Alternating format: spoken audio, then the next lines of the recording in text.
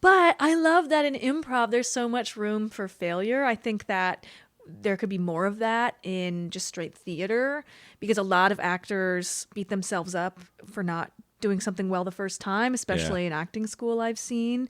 And I always say, well, you have to climb Cringe Mountain to get to Cool City or Love City, as I like to say.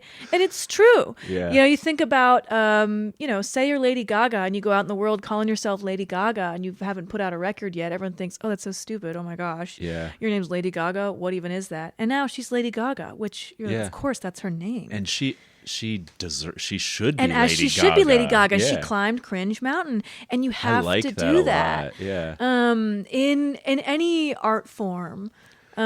People forget about the intermediate steps. Like it's Yeah. like, what's up, everyone? I'm Brandon Shepner. You can follow me at BUFFoonBrandon. You can follow the podcast at BUFFoonBrandon Banter. I had a conversation with Maddie Baker for this episode, also known as Madalyn Baker. She was starring as the part of Emily in the most recent production of Our Town at the Cleveland Playhouse, and she's about to be in a new production of A Lot Ado About Nothing. The Shakespeare one. It's going to be November 5th through 15th. I'll have a link in the description of this episode. As well as both of our social media handles and her website and everything. Had a great time talking to Maddie. You'll see a clunky version of my Weed Man character at the top of the show. I say clunky, and that's me not pitching with confidence, which is something she and I talk about later, but whatever. There's always room for improvement on stuff like that, and I realize my character of Weed Man needs to be developed a little bit more, but that's all right. I'm going to keep it in there because it was still fun, and I want to keep maybe doing it. But anyway, thank you for listening. Rate, review, give me 5 stars if you would like, share it with your friend.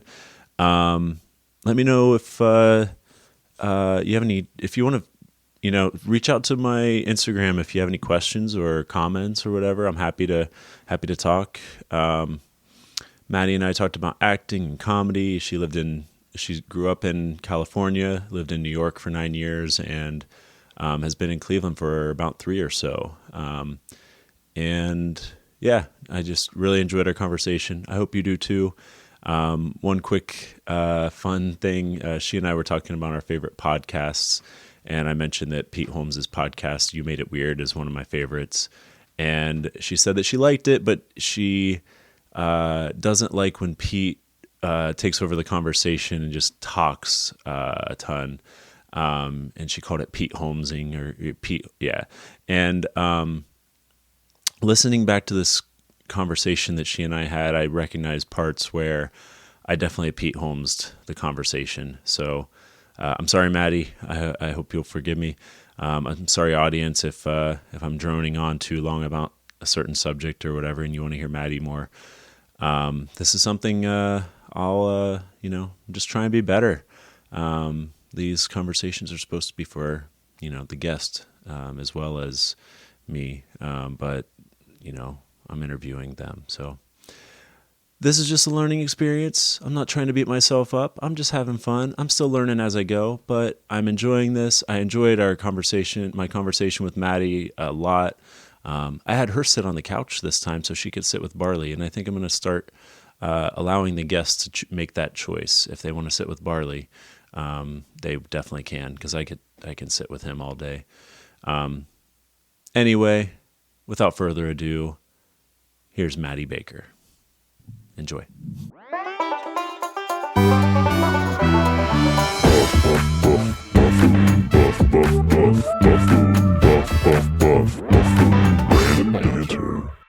I don't know.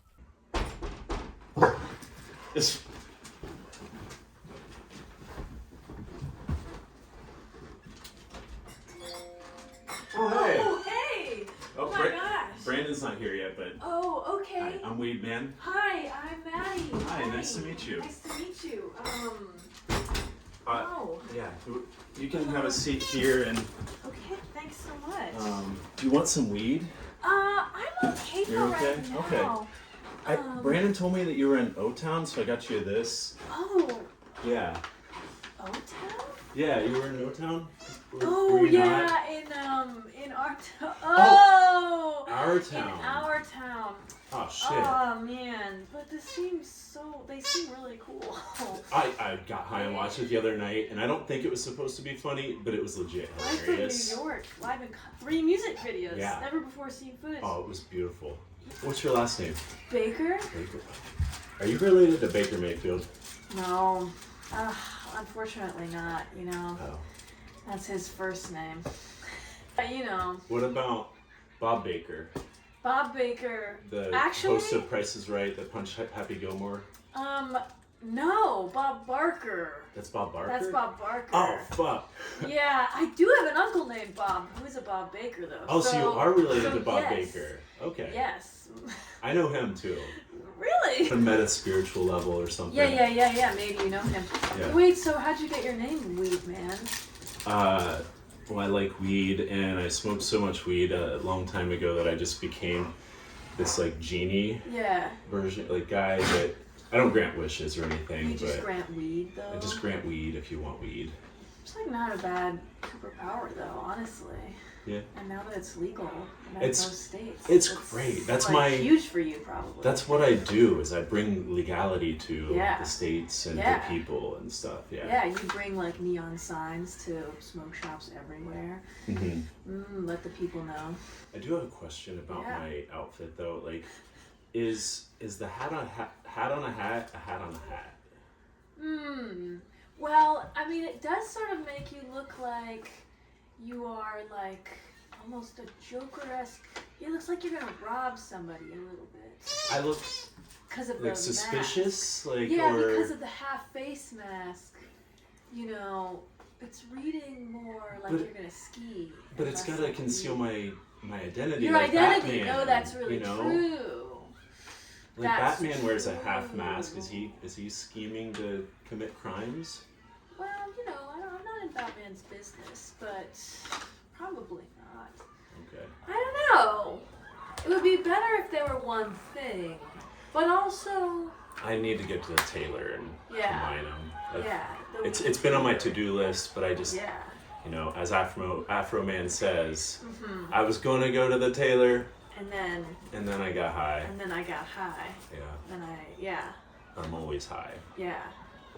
I actually listened to a meet cute on the bus yesterday. You listen to a meet cute? Yeah, it was a 79-year-old man and a 40-something-year-old woman, and he was almost stumbling, and she was like, "You okay?"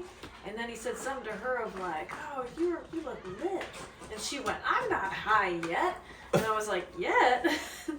Yet, and then they proceeded to talk for the next 20 minutes. Oh, and she that's was so like, sweet. "You're gorgeous." Anyway. And then made they me smoked think of weed that. later. I could tell. Well, and then he was like, "Let me show you my dentist," and she was like, "Let's go."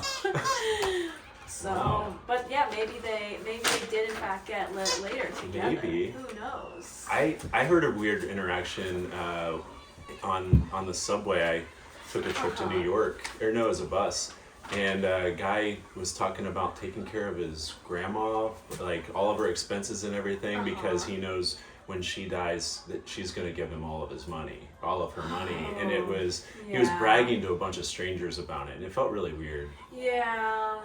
Different than a meet cute, I guess. Different than a meet cute. That's a tough one. It's like you want to tell her, you know, find out who she is and be like, "Don't give him the money." All right. Well, I'm gonna go find Brandon and let him know that you're here. Okay, excellent. Yeah. I just wanted to into the door because I guess he's not ready. But great to meet you, Weed Man. I'm sorry, I'm not really a smoker. No, I feel that's like all I'm right. letting you down. Hey, to each their own. It's all right. Yeah. Had a bad experience with some edibles. Said no. Oh, what happened? Well, you know, I don't know if you know about this, Weed Man. I feel like chocolate edibles are different than gummies. Your metabolism, it metabolizes differently because of how the cannabinoid attaches to, you know, whatever the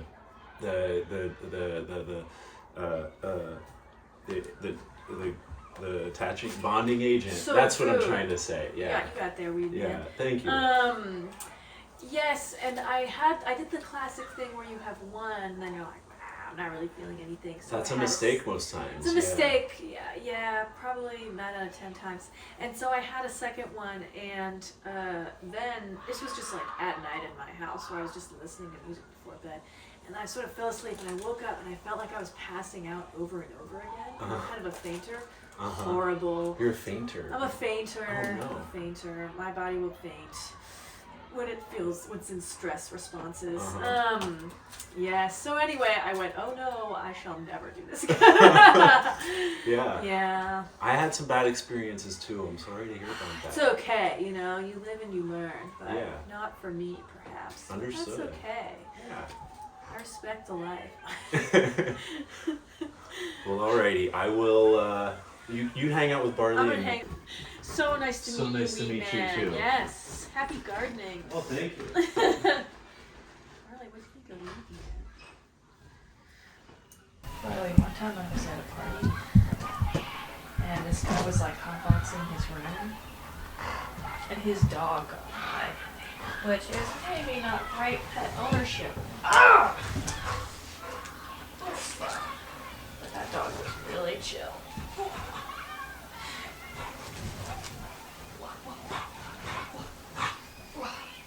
Give me that. Give me that. You're a pretty strong dog. Go.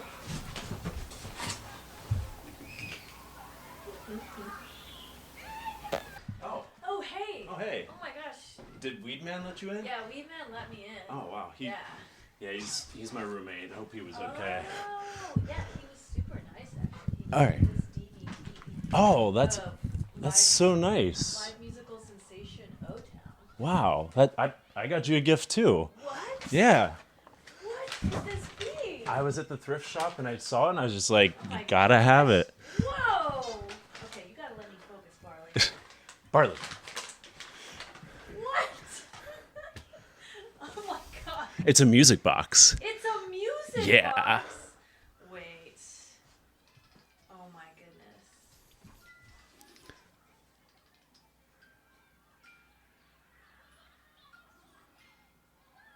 I don't know what it sings. This is so cute. Well, thanks. Wow. Thank you. You're Oh welcome. my goodness. This is so cute. Wow, gorgeous. Wait, what thrift shop did you get that from? That was at Savers in Fairview. I love a Savers. I do too. I love thrifting. Oh my gosh.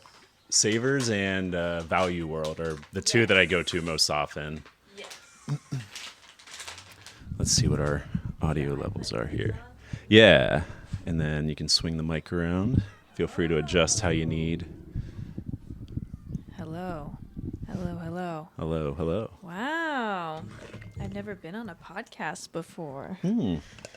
Well, thanks. I'm honored that I'm your first podcast. First podcast. And I've already gotten a DVD of musical sensation O-Town and another musical sensation, this wonderful music box. Yeah.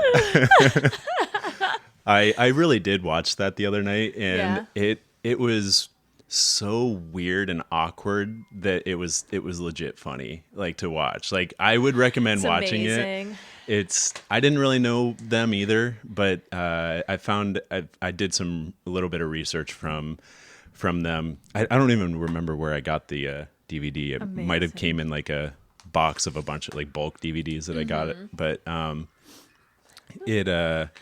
they formed in like 2001 or so, and they were the product of the show Making the Band, I guess. Oh. And so, but fun fact, the one guy was from Twinsburg, Ohio. I know about Twinsburg. Oh, do you? That's where the Twins Festival happens. Yeah, exactly. Yes. I haven't been to it, but my nephews are twins, and I want to take them to it sometime. Oh, yeah, they simply must go. I Yeah. wish that I had a twin so that I could go. Because I feel like it's not cool to go just like on your own as a non-twin person. It's like going to a dog park without a dog. Yeah, it's just a little weird. And everyone's Yeah. like, oh, you like dogs. Okay. But, for them to be like, oh, you like twins. Okay. It's a little weird. Yeah. Yeah. That's cute though. I think you should be allowed to like twins and not be a twin. Yeah. It's true. Well, and it's like, it's cool to like them when, like, I don't know, say your friend has twin kids and they're dressed the same. It's cool to be like, oh my gosh, they're so cute. I can't believe they look exactly alike. But to say that about a pair of adult people is sort of like, well, Yeah. okay. So you prefer identical twins rather than paternal or Fraternal. fraternal? Yeah. Yeah, I'd probably prefer identical twins. Although fraternal twins, you share the same home and not the same not the same face. So, there's still, the bond is still there. I'm not saying that they're like any less of twins, but it's just not quite as cool because, you can't see it right away. Yeah. Yeah. Yeah. My nephews are identical, and when my sister had them, she wasn't sure, if they were identical. They looked like it, but Okay. you just don't know. Yeah. And she's had another baby since. But fun fact about it is, if the twins, feel free to pull that closer if you want to use it as a footrest too. Oh, okay. I'll let them dangle. Okay. Yeah, it's a deep couch. But if they were fraternal twins, the likelihood of having twins again would be 1 in 11. But Identical's more? identical is the same chance. It's just like a random chance. Oh, that's so interesting. But Yeah. fraternal, like, you're more likely to then have more twins in the family, or you Yeah. yourself.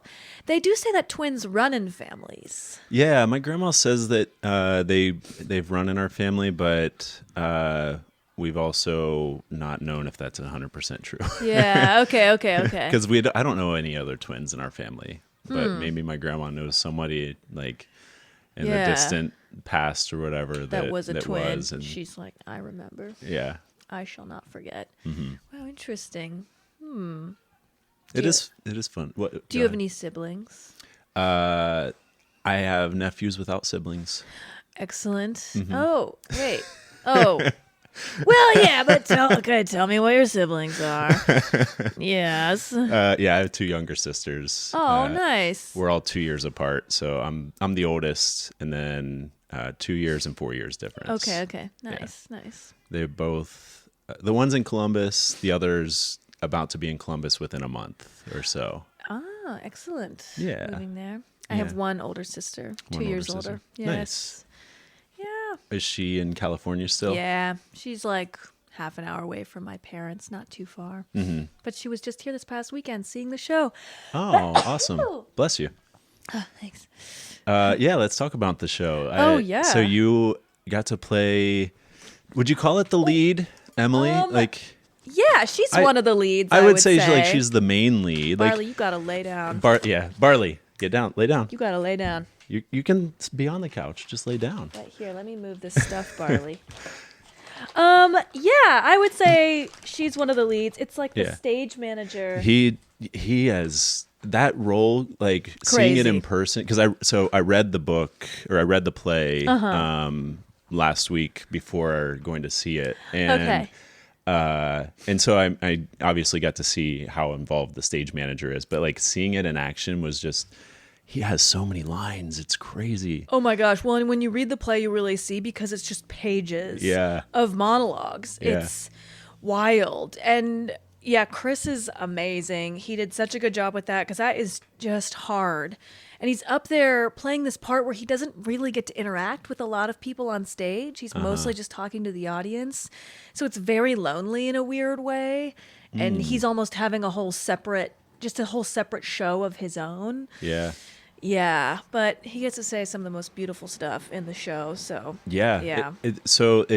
When I was reading I wish I remembered the line off the top of my head, but I'm not remembering it. But the you have to love life to, or you have to live life to have life, and you have to Have have life. life to love life, or something like that. yeah. A vicious circle. Yeah. So when I was reading it, I like that was the first that like line jumped out at me or whatever, and I like wrote it down like into something that I was like writing at the time. It just like kind of formed it into something, and then seeing the play, and then afterward I took a selfie with like one of the with the I don't know, like the stand selfie thing that they have at the Playhouse, and the first like template was that line. I was like, line? oh, I picked out the important line. It was just like, I don't know. It was kind of self-validating a little bit. Yeah, you're like, oh, I was right. It is good. Yeah. I don't even think I just said it right just now. But yeah,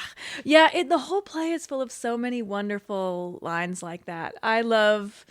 In the third act, he has this whole speech about like the dead in this cemetery and about like waiting for the eternal part of ourselves to come out clear. And I'm not a religious person, but I just think that's such a gorgeous, I don't know, way of thinking about death and all that. Totally. I grew up Catholic, but I am more like spiritual now, and I felt like it was a really beautiful way to kind of frame the afterlife and just life. And like reading and watching, I cried through the entire third act. Like it was just, it's a lot. It was beautiful, and you were great. Thanks. Like, I feel like that went without saying, but like, but you were, and everybody was, it was just like a really great production. And just like I love the creativeness. Like I haven't seen many plays, but I can even not having a ton to compare to, the simplicity of the stage and not having like the sidewalls and not using props and like pantomiming and everything was also kind of was nice because I do improv and stuff, and so you're pantomiming all the time, so it was like kind of a good combination of that. Absolutely. But then also like having milk jugs and somebody in the back like rattling them while the character is pantomiming, was the actual thing. Yeah, it's like you can have one milk carton that is also 20 milk cartons. And it's just like really cool. Like, I you like can have creativity. one plate, a knife and fork that is 4 different ones. Yeah, and then like there were bird noises and stuff throughout the show. Was that people making those bird noises? Like Steve, who plays Doc Gibbs, does the rooster in the beginning. He does a really good rooster. That was funny. I saw that. Yeah, really good rooster. The other one that's prominent, I believe, is some kind of quail. At the end of the first act, when it's evening and Doc Gibbs and Mother Gibbs go outside, and he has a bird whistle for that. I think he tried to do several different bird noises. He had an owl at one point, and Mary, our director, was sort of challenging him of like, try something else. And she said, "We'll figure it out." And he said, "Oh, is that a challenge?" And she said, "Yes." And he said, "So I went on Amazon and I ordered the whistle." That's funny. One of the only sounds in the show that isn't made by actors were the crickets, because we couldn't figure out a good cricket sound that didn't sound too grating we tried a few. That's funny. Like too grating. Like, so it's funny that you tried though. Like it'd be cool if you had somebody like that you could, but none of us could make it. We tried a screw, like a screw in a piece of wood where it turns and squeaks in a certain way. Kind of sounds like a cricket, but it was too piercing. And then there was maybe a wooden, but it just didn't really sound like a cricket enough that the audience wouldn't think it was out of place. Or to be distracting. So and I remember at a certain point they turned on the water. So that was like an actual water.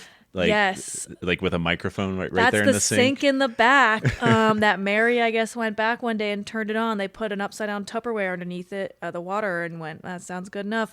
Yes, they would joke that the most set design the whole show was in that sink back there, because boy howdy, they spent a lot of time constructing what the water was hitting in the sink to make it make the right sound. So there's like branches in the sink. Oh my gosh, and that's so funny. A piece of Tupperware and all this stuff so that it sounds just right for the audience. But yes, and I like telling people, maybe you knew this because you read the play, but it was written in 1938, and that's how it was written, with no set and no props. And we even use more props in our production that he would have used.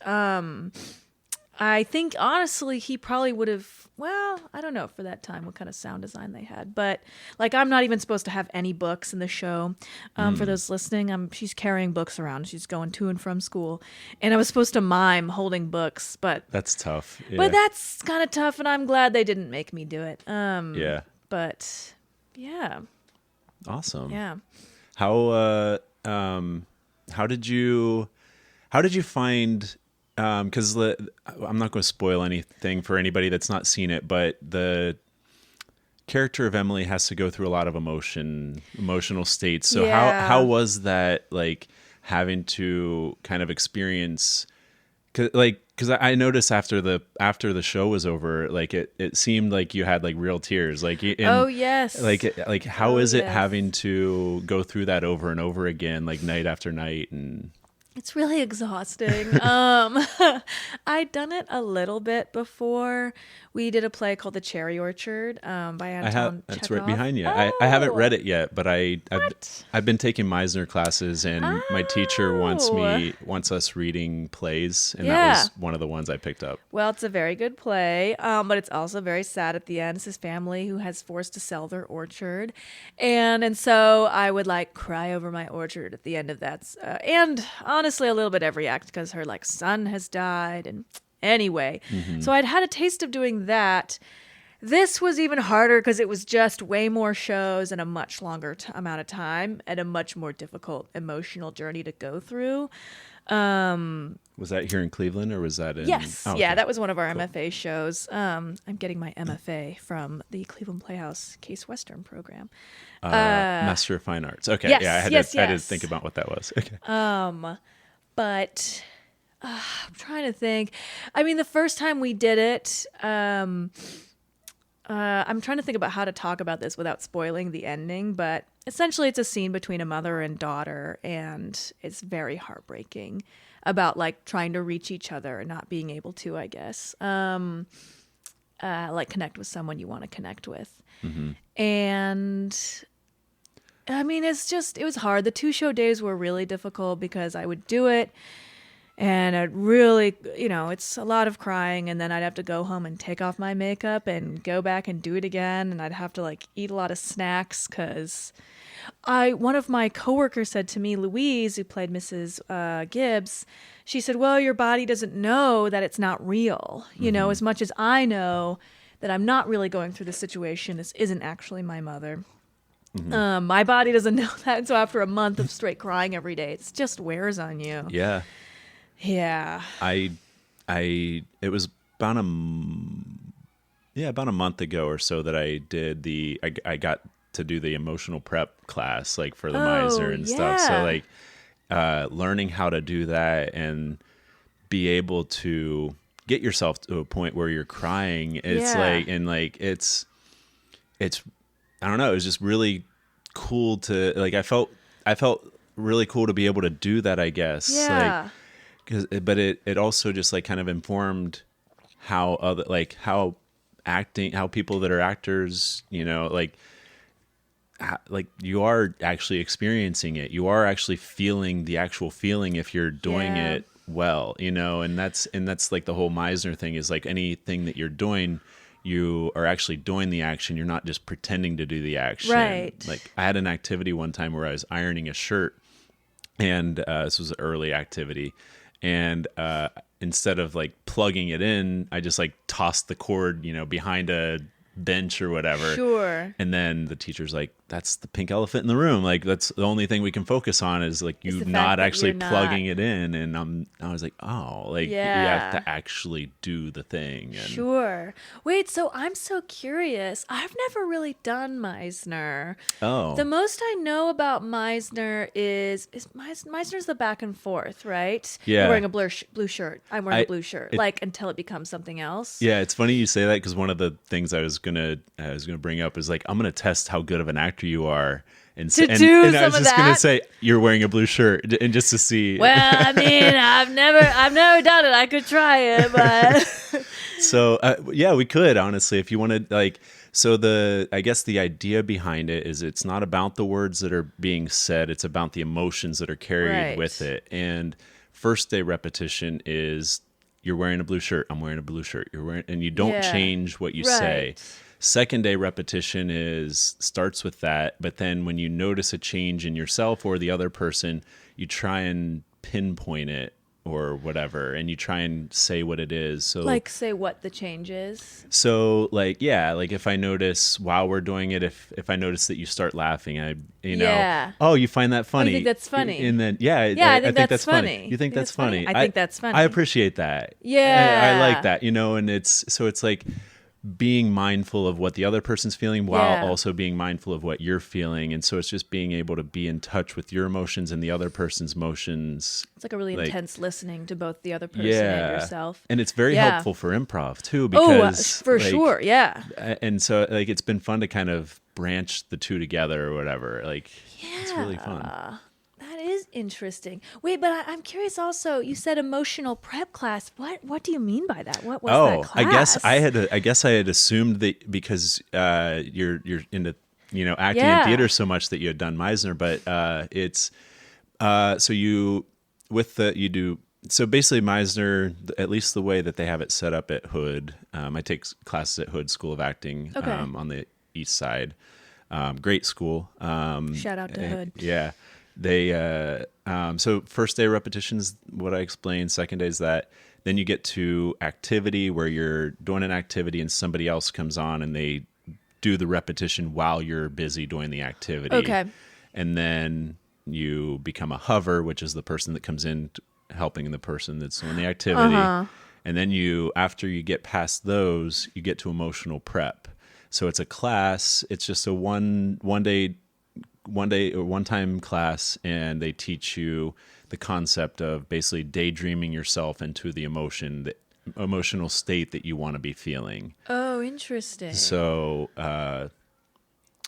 angry, sad, and happy are kind of the three core.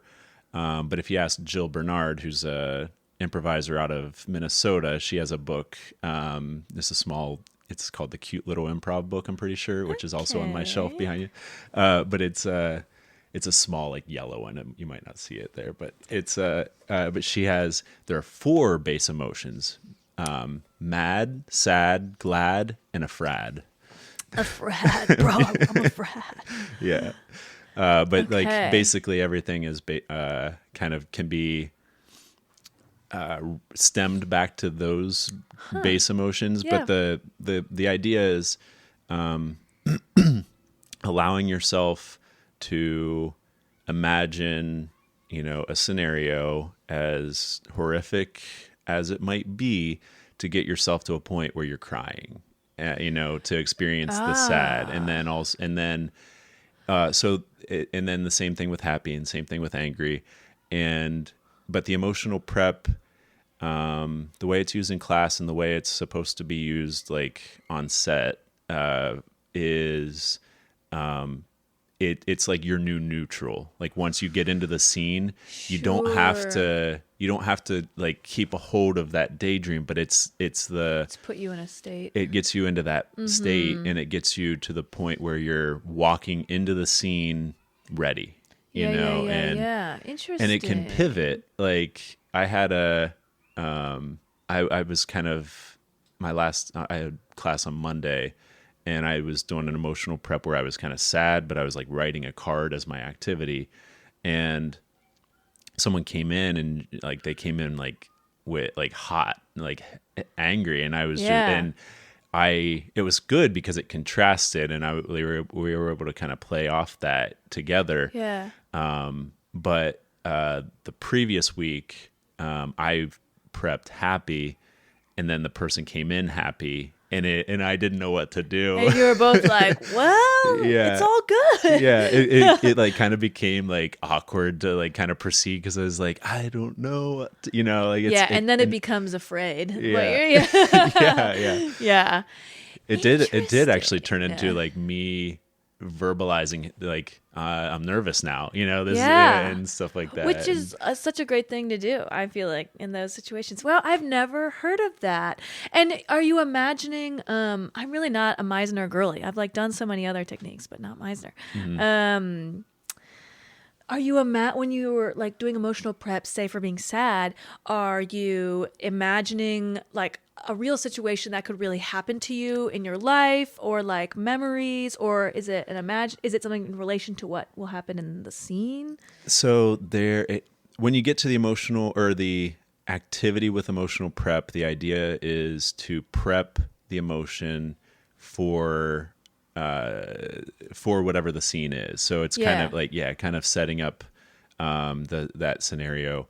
But otherwise, in general, it's not something that you've experienced necessarily. There is a different acting technique, and I'm not very well versed because I'm newish to acting and stuff. But there is a technique that they believe you have to have experienced something to feel it. And Meisner is like, no, you don't. No, you don't. Yeah. And it definitely can be helpful to have experienced it. But, absolutely. But you don't have to. And so the idea, it's like, they also reference like, don't talk about your sheep or whatever. And your sheep is... I don't know if this is specific to Hood or if this is a broader term used, but they reference the sheep as the specifics of the daydream, because the specifics of the daydream are more meaningful to you than they would be to anybody else. Yeah. And so to talk about like my sheep would be to say, well, this is what got me to the point, I was thinking about this and this and this and this. Because the example was this person was prepping a happy prep, and they were like super like a 10 out of 10 happy. And they asked like, what were you so happy about? And they were like, oh, well, I was just cuddling with my sheep, and it was like like with my favorite sheep, and we were just hanging out in the barn. And they're like, oh, okay. That's weird. Like, wait, we don't mean real sheep. Yeah. Yeah. Oh, interesting. And oh, so no. it became like a no. term, but like without getting too detailed, I guess, like, it's like like for sad, I'm proud to say that I cried the first time I tried a Home Alone, which is the activity you do right after. You do something as prep. if you were home alone. So you emotional prep in the back, and then when they say you're ready, there's a door. You walk through the door, and then there's like a living room scenario, like set up where the class is, and you just are. It's like 30 seconds or less, and you just experience that emotion, as if you're home alone. And then, the teacher will rate, how well she thought you prepared on a scale of 1 to 10 or whatever. How aware you are, like, are you performing this emotion for us? Are you actually home alone or not? Yeah. And just like how much you allow yourself to just really feel it without acting or without performing, I guess, like, because you can, like, happy is one of the toughest preps to do, like to really experience, at least for guys, like and that's at least what the teachers said, and it's been true to me in my experience. Something more vulnerable about it, actually, than like doing angry. Usually, dudes in acting love to be angry. Yeah. Angry was kind of fun to do, because I just busted through the door, slammed it, and I just started punching the couch. I was just like feeling it, and it was like, I don't know, like it's nice to be able to express, like, and be vulnerable, like, in this class situation, because I do trust, like, everybody there. The teacher's like very, kind, and she expresses, like, with these Home Alones specifically, as vulnerable as they are, because you're only there expressing by yourself. But like, she's like, just keep in mind, like, we want to be respectful, and like, we want to make sure because we want to be offered the same, kindness, I guess, whenever we're, doing your own Home Alones and stuff like that. And it's, I've found the community at Hood to be so supportive and nice, very similar to Imposters. Like, Michael Bush has built such a great community of, like, nice. Just people, like, trying to be supportive, and it's awesome. Yeah. Well, that's so fascinating. It makes me think about, like, stuff I was doing for our town, I think there's definitely a little bit. I've never called it emotional prep, but like a little bit more of just so like, okay, intermission's over. I'm trying to put myself back in the headspace of where this character is going to be and just thinking about the given circumstances.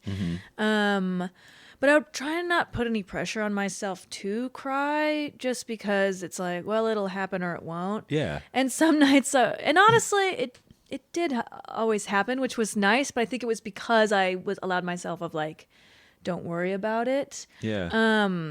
Because if you're worried about it too much, then you're blocking in your yourself. head. Yeah. I think for me too, what also works well for me is that physically, if you put yourself, because there's another school of thought in acting with sort of laughing or crying. That's another classic exercise where you cry till you laugh and laugh till you cry, and like a round. Is that if you actually put your body in the state of something, you will then feel it, and then it will become real. Yeah. Which is like how they say, if you're feeling sad and you just start smiling, you kind of trick yourself into thinking that you're feeling better. Yeah. And the same is true of like crying. So, I feel like this is like revealing, I don't know. But so if I'm in a certain way on stage and say I'm, interacting with my scene partner who is grieving on the ground in front of me, like in our town, honestly, if I screw my face up in a certain way, it would inspire like the actual emotion. I don't know. It's almost like in pretending I trick myself. Not that that's always how it is. It's just always a mixture of all those things, I guess. Yeah. So like once, sorry, not to interrupt, but I once had an acting teacher say, this is such one of the best tips I've ever heard in acting. And this was Fiasco Theater in New York. And they would always say, in order to start acting, you have to start acting. There's no like, and then I'm in it. You just have to start talking, doing something.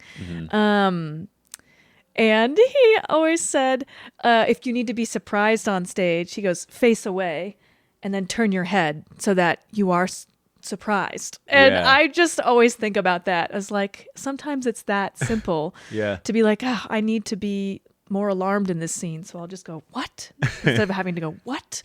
Yeah. Anyway. I like that. I'm going to try and remember that for an improv scene potentially. Cause like that, those little things matter, the audience picks up on those little things. Like whenever you do it. And and it's like something you can do for yourself. As a way of putting yourself in a certain place.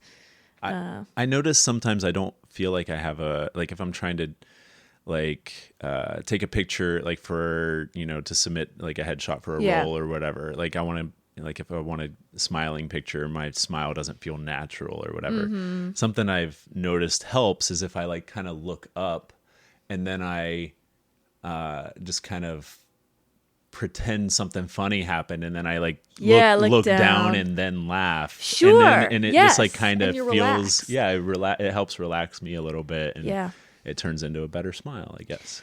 That stuff's always tough though. I do not like having a headshot taken, because then it just sort of feels like, how do I relax my whole face in a way that's nice. I got headshots taken a couple months ago by Shannon Alstrad, and she was great. I highly recommend anybody. Okay.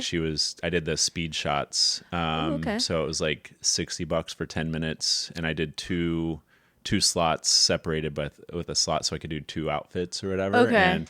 And but it was definitely worth it. It was the first like real headshots I'd gotten. Yeah. But she was like kind of directing me to, it felt like I was looking like this, like, but she was, but it looked good. But it looked good. But it it's weird how unnatural something can feel. And it still is supposedly looks good, Oh my gosh, no, that's such a thing with acting as well, of like what feels good to the actor. This is why directors are important. What feels good to the actor is not necessarily good acting at all, because oftentimes what feels really good as an actor is a lot of pausing, maybe a lot of yelling, because you're like, I'm really doing this, and then look back and you're like, this scene is muddy because I'm just doing what I feel. Yes, in our town there's this soda shop scene where the two characters, George and Emily, sort of, Emily's been yelling at George because he's been ignoring her, and so she's upset about it, and so she decides she doesn't like him. That's and such then, a sweet scene. yeah, and then they like come back together, and he tells her he likes her, and she's like, and I like you too. And in that scene, he sort of says, he's not going to go off to college. He's going to stay because he likes her. And he says, like, I think when you found someone you're very fond of. And the director told me, she said, you're reacting too much to everything he's saying when we did it in rehearsal. And I was like, okay. And she said, I want you just to look down and be still. And she said, this has to feel like it hurts you because this is what you've wanted to hear for so long. And so that was kind of hard for me at first because I think I'm a little bit more frenetic on stage. I like to be an actor that's a little bit more vibrant, doing too much perhaps. And but then I had people who would comment on it to me. One of my parents' friends who came out to see the show said, oh, that moment where you just looked away and were really still was so arresting. And I thought, wow, like that's so crazy because for me that does not feel like good acting. But yeah, so you never know. It's hard to know. And I've the directing of that, like you said, it is so important because it which is also making me realize how impressive it is that like when an actor like in a film is also the director, like they're in the scenes and they're able to understand what they want for themselves as well as everyone else in the scene. And I'm sure they do it in a way that, I can't speak for everybody, of course, but I'm sure at least the good directors and actors in that scenario make it still like very good and flow and everything. But it's gotta be tricky though. I've always heard that if for directing and writing and acting, you can only pick two. And I think directing and acting is the harder two to do. I think if you write it and you're in it, that's almost easier because you can let go of a lot of decision making. For a specific project, you're saying? Like say you're Lin-Manuel Miranda and you've written Hamilton and you're going to play Hamilton. If he also directed it, that's like too much. Yeah. Because then he can't really see it at all. Yeah. For what it is instead of what exists inside his head. But if like even if he. But then say like, if you're Greta Gerwig, who wrote Lady Bird and directed it, I don't know. Yeah, and then but those who are directors and then actors, I've often heard that they say they get in front of the camera and go, oh, wait, I didn't think about this at all. Like I've been so concerned with everything else. And now I'm like, oh, fuck, I have to, I have to act. Oh, the first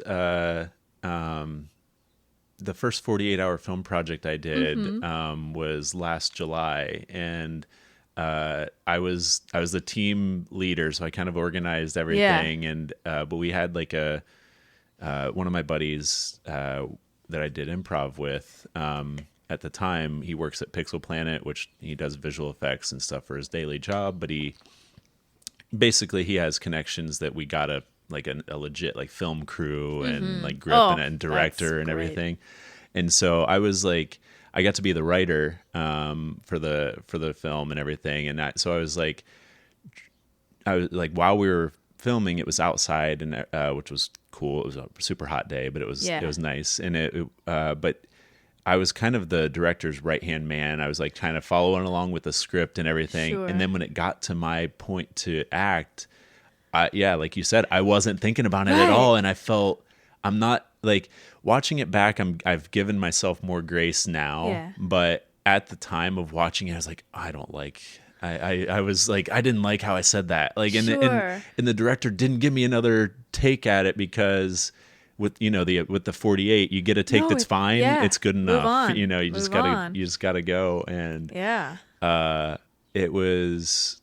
It turned out fine, like good, but it was those little things like I didn't have any emotional prep or anything, and I don't know.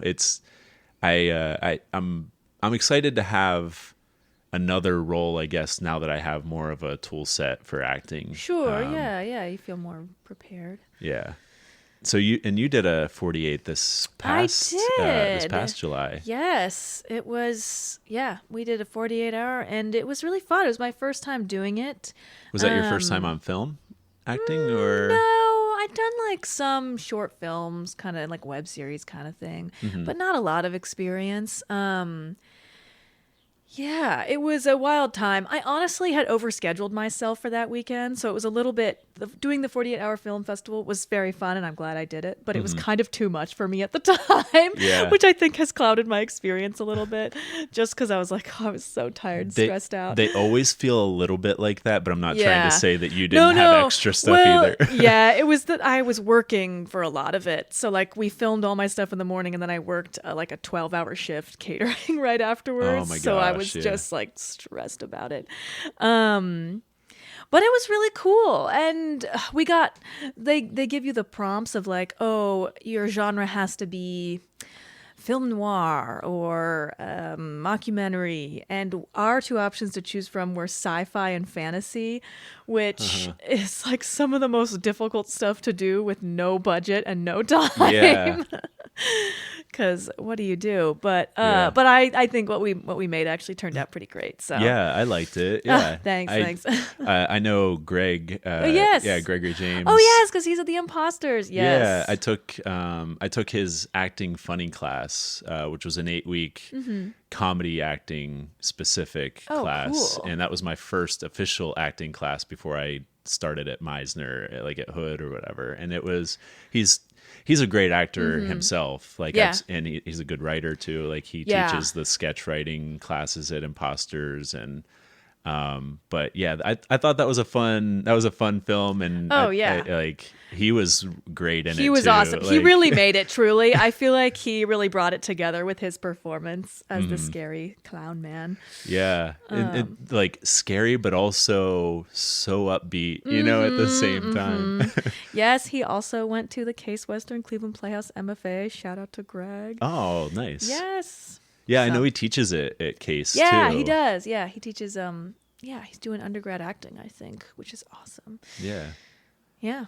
Nice. So, what acting, like you said you didn't do Meisner, I guess, what is the technique that you've learned, or is it We did a specific? Lot of Stanislavski in college, which is a lot of breaking up scenes and beats and actions and having an action on each line. And on this line, I'm playing to obstruct. On this line, I'm playing to thrash. And really mapping out your scenes like that, which I think some of that is helpful. What I didn't like about it was, you know, we would be doing these scenes in class, and then my teacher would say, what were you doing on that line? And if you don't know, or if you're saying, oh, I was trying to beg, and she's like, well, you weren't really begging. It's like, it's just hard to have any sort of spontaneity or allow for any elasticity in the scene work when you're so rigidly going for a certain action on each line. Yeah. I think actions are a great tool, but I think that they can hinder you if you're too focused on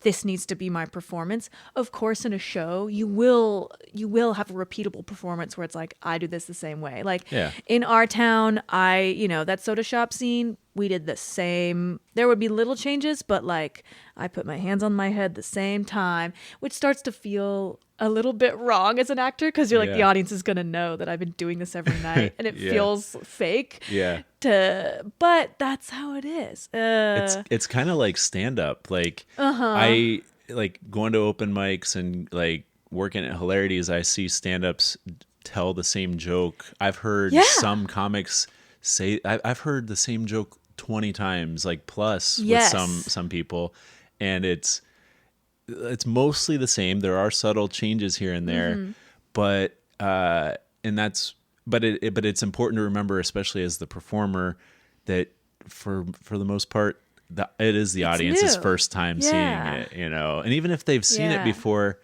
they're gonna appreciate seeing it again, you know. But it is funny because it's that thing as a stand-up where you're like, oh my gosh, this is occurring to me, this thing that happened the other day, and every time you're acting like, isn't this crazy? I was just thinking about this, and it's like totally something you've written down in practice. I had a big moment with that actually when Kevin Nealon was at Hilarities in May. Do you know Kevin Nealon? No. So he was on SNL when like Farley and them were on. Okay. Real tall guy. He was in Happy Gilmore too. I didn't see it. It's good. Yes, I've heard it's good. The second one's also good too. But he very like kind of dry sense of humor. His stand up is hilarious. His special's gonna be coming out soon. He filmed it the week after he was at Hilarity, so he had a pretty tight set or whatever. Like, and I got to see 4 shows, like 2 Friday, 2 Saturday. And the first time I saw him, the first show, he got like 10 minutes into it, and he's like, "Oh man, I had this happen earlier today, and I totally forgot to bring it up." And then he like went off into a bit. Yeah. And I was like, "Oh, it felt natural." And then I saw the second show, and he did it again. I was like, "Oh, that's just one of his bits." Right. Like, but he did it so well. It was so funny. But it's interesting doing a long run of something like Our Town. You know, it wasn't that long of a run, but it was the longest run of a show I'd ever done. It was about, I don't know, 20 to 30 shows, I think. And that was it over a span of a month? Or 3 weeks, 3 weeks, I guess. Okay. Yeah, so probably, I think maybe just 20 shows, including, I could be wrong on that math. I'm an actor. Not a mathematician. But it felt strange because... So you won't be in the production of Proof then? No, I simply shall not. I won't be in Proof. No. I did read that play, and I loved it. It was so good. I've not ever fully read Proof, but I do know Proof. Okay. Yes, with her mathematician dad, right? Yeah. Yes. Don Cheadle. I don't mean to go off on too many tangents here, but Don Cheadle and the girl. Io, and Ebrey are doing it. They're doing a production. Yes. Yeah. Would love to see that. Yeah. I love her. What was I saying? So when you're a stand-up and you do that, like, I forgot to say this morning I was doing this. The audience doesn't know, and it's just you who's doing it every night. Yeah. So you're the only one who knows. When you're an actor, it feels a little bit weird having a whole cast of people. And granted, it's a play, so it's a little bit less casual than stand-up is, where it feels more spontaneous. Mm-hmm. But it feels like here they are watching me do my same thing that I do. Yeah. But you can't switch it up because that's part of being in a play. Anyway, that the audience is seeing it for the first time. Mm-hmm. Wait, we were talking about what kind of stuff I was doing. You said Stanislavski. So that's Stanislavski, where, breaking it down, the actions. We started doing a lot of Michael Chekhov this past year in school, which I liked a little bit more. It's a little bit woo-woo, I think, for some people, because it's a lot about energy and moving energy around, and I'm not going to describe it well, but it's interesting. I don't know if I totally prescribe to it, but in Michael Chekhov, you would do stuff like building an imaginary body. Say you have a character and you're going to build that character piece by piece out of clay, life size in the space. We did this for one of the shows we did in school. And then you step into that character, and then you walk around in that body, and it's a lot of visualization. Before starting Michael Chekhov, you visualize a threshold on the ground, and then you step over the threshold when you feel ready to start working, and it's a lot of that. I studied abroad in Russia. I'm one of those people that's like, I studied abroad, and I'm going to talk about it. As you should. Yeah, that's interesting. And we did some of the Michael Chekhov, because Russian, and we would do an activity where it's all about sending energy. And so you would have, say, 3 people stand facing the wall across the room, and then the other actors are there facing them. So people are against the wall or facing the wall. They can't see us behind them. And one person goes up and they send a ball of energy to the backs of one of those people. And if you're facing the wall, you're supposed to turn around if you feel it. Uh-huh. And it would work. It was kind of amazing how you would sense like, I think it's me. And the person's over there like, yeah. Uh-huh. So that stuff's kind of interesting. I love that. It's tying into. Have you heard of? And I've talked about it on my podcast before too. So, have you heard of the telepathy tapes? No, I don't think so. So it's a podcast that her name's Kai Dickens. Okay. And she's working on a new season of it. She's also working on a documentary, but she has been researching and doing experiments with nonverbal autistic kids that have telepathy, and she's like kind of proving that telepathy exists, and Wow. like it could be tied into that energy or whatever, and like Sure, interesting. even animals have it, like and they like had an experiment where a parrot was in a different room, and somebody like its owner or whatever would look at a card, and the parrot, like an Uno card, and the parrot would say like yellow 8, or whatever. And bringing it back to twin telepathy is a And that whole too, thing. yeah. Yes, you've seen those challenges, like the TikTok challenge, where twins on either side of a door, and they say raise a hand, and they both raise the same hand. They turn the same way. Yeah. Touch a body part, they touch the same one. Yeah. It's fascinating. I was playing Old Maid with my nephews over the holidays this past year, and when we were drawing cards or whatever, like one of them like drew a card from the other, and he was genuinely surprised that it was not the card. He's like, I really thought that it was this one. And I was listening to the telepathy tapes at the time, so like I had that on my brain. Yeah. But at the same time, I was like, I don't know. It just like felt like he genuinely believed that like, and so I just wonder how much of a connection that they have that they think is just normal compared, Yeah.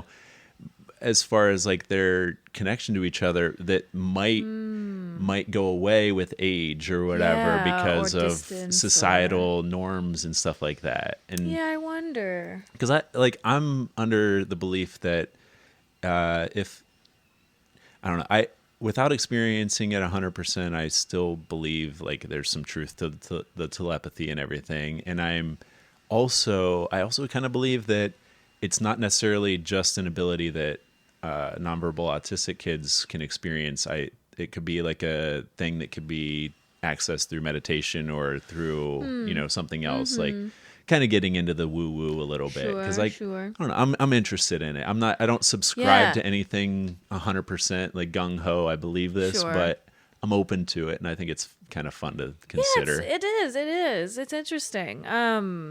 Yeah, for sure. I mean, there's even like they talk about like mother-child bond and Yeah. like mothers knowing when their kid, millions of miles away is like something has happened. It's Yeah. all that's kind of fascinating.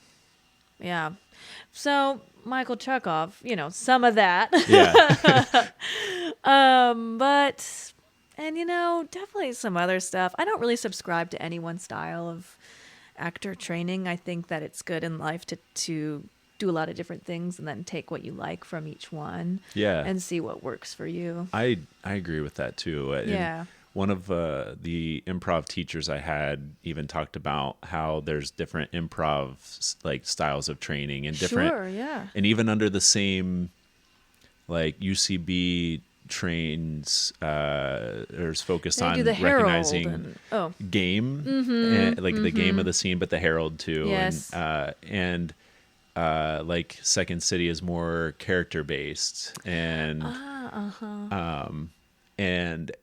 but even like within the UCB style training, which Imposters is, because Michael Bush went to UCB in LA, it like even teachers within the same style have different approaches to it, and you might resonate with somebody that does a lot of side coaching, but like while the scene's going on, but you also might have a better Yes. experience with someone that waits until after the scene and then they give feedback, and Yes. so I'm a person, I kind of appreciate both, but if I had to pick one that I lean towards, it's more of like I like the side coaching, because I Yeah. like the course corrections that can be done while the scene's going on, because it helps me be less frustrated by a bad choice or a choice that I didn't like, because Sure. they're giving me the ability to change, and at least even if it wasn't my first choice, I'm still in a roundabout way, able to experience what the good choice would have been. Yes. You know? Especially in improv, that's nice because you're not necessarily going for a specific result. I mean, of course, there's parameters to like what makes a good improv scene,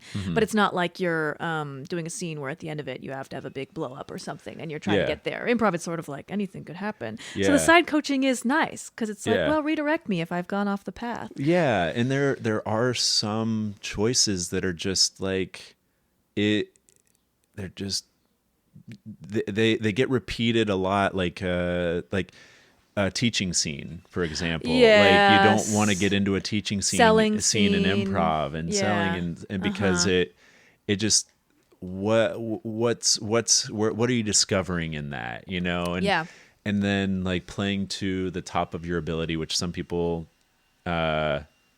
subscribe to, some don't. I'd say more people do. And I try to do that, like, because it can be frustrating when you get into a scene and you explain a simple thing, like even just like, oh, here's a basketball, and someone's like, what's a basketball? And it's like, oh my god, what are we doing here? You know? And it's What like are they're we just doing? playing like the dumb character, and then it's like, okay, well, what else are you bringing to the scene other than just playing a character who's dumb? Like, why is your character dumb? Like, why? Like, what caused them to be dumb? Is it because they have a parasite sucking on their brain, like Futurama or something? Are they distracted because they just found out their girlfriend's pregnant? Like, are they?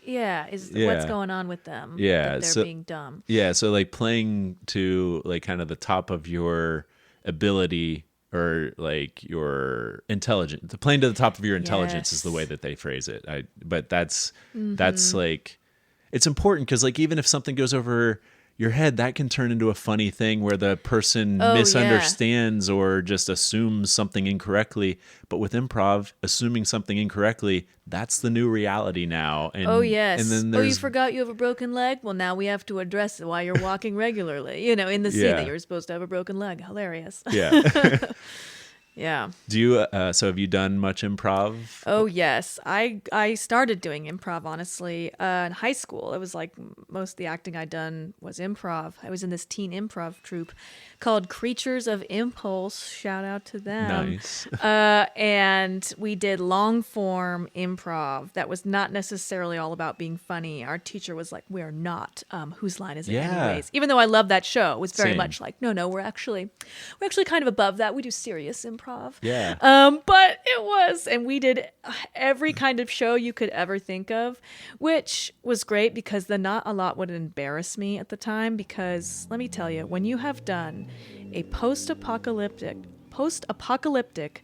a cappella puppet musical, I'm not even for like 10 people who are all like, whoa, what is this?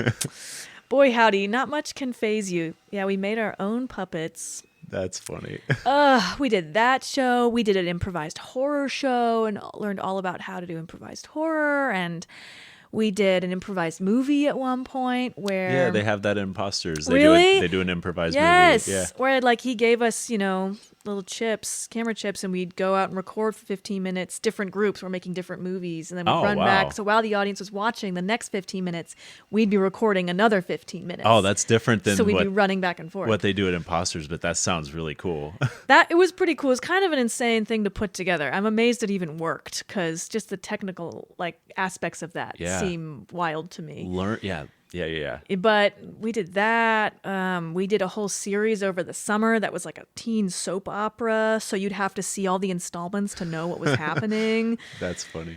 And because our teacher he was a great guy. If you said something as a joke of like, we should do this kind of show, Acapocalypse happened that way, the acapella. That's a great name for apocalypse. it too. Yeah. Somebody said that as a joke and he said, let's do it. We ended up doing a show in San Francisco that was Acapocalypse.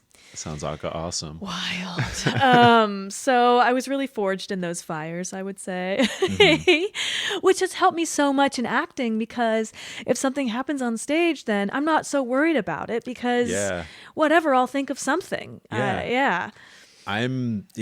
also really glad that I started with improv because I took sketch writing. I'm mostly feel like a I've like in the past, I always felt like writing is my favorite thing, and it still is probably one of my favorite things. And I never expected to want to be an actor or try improv, but Yeah. they weren't offering sketch level 2 because they didn't have enough people through level 1 yet to go into level 2. Sure.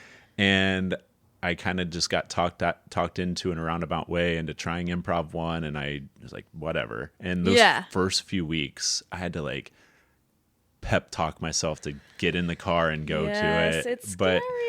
But then there was a moment that clicked, and I was like, oh, everybody here's new to it. We're all experiencing the same nerves and everything. And it's like, it's fun. Like, and it became that. And then we started going through the levels together, and I went through level 5, and we wanted to keep going. And so we convinced Michael to create a level 6. Amazing. And so level 5 was the Herald. Level 6 was creating our own form. Cool. And so we got to do that.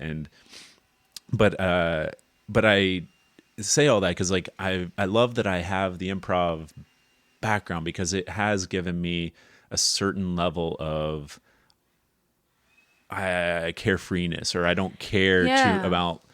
I still worry about looking stupid more than I should, but there's a part of me that doesn't, and I want to kind of foster that.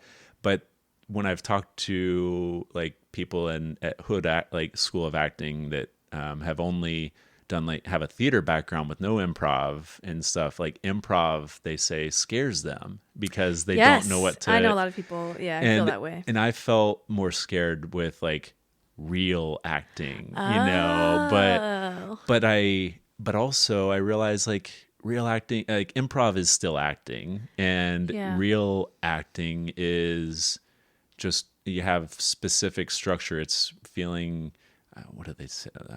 It's experiencing real emotions under fake circumstances or something like that.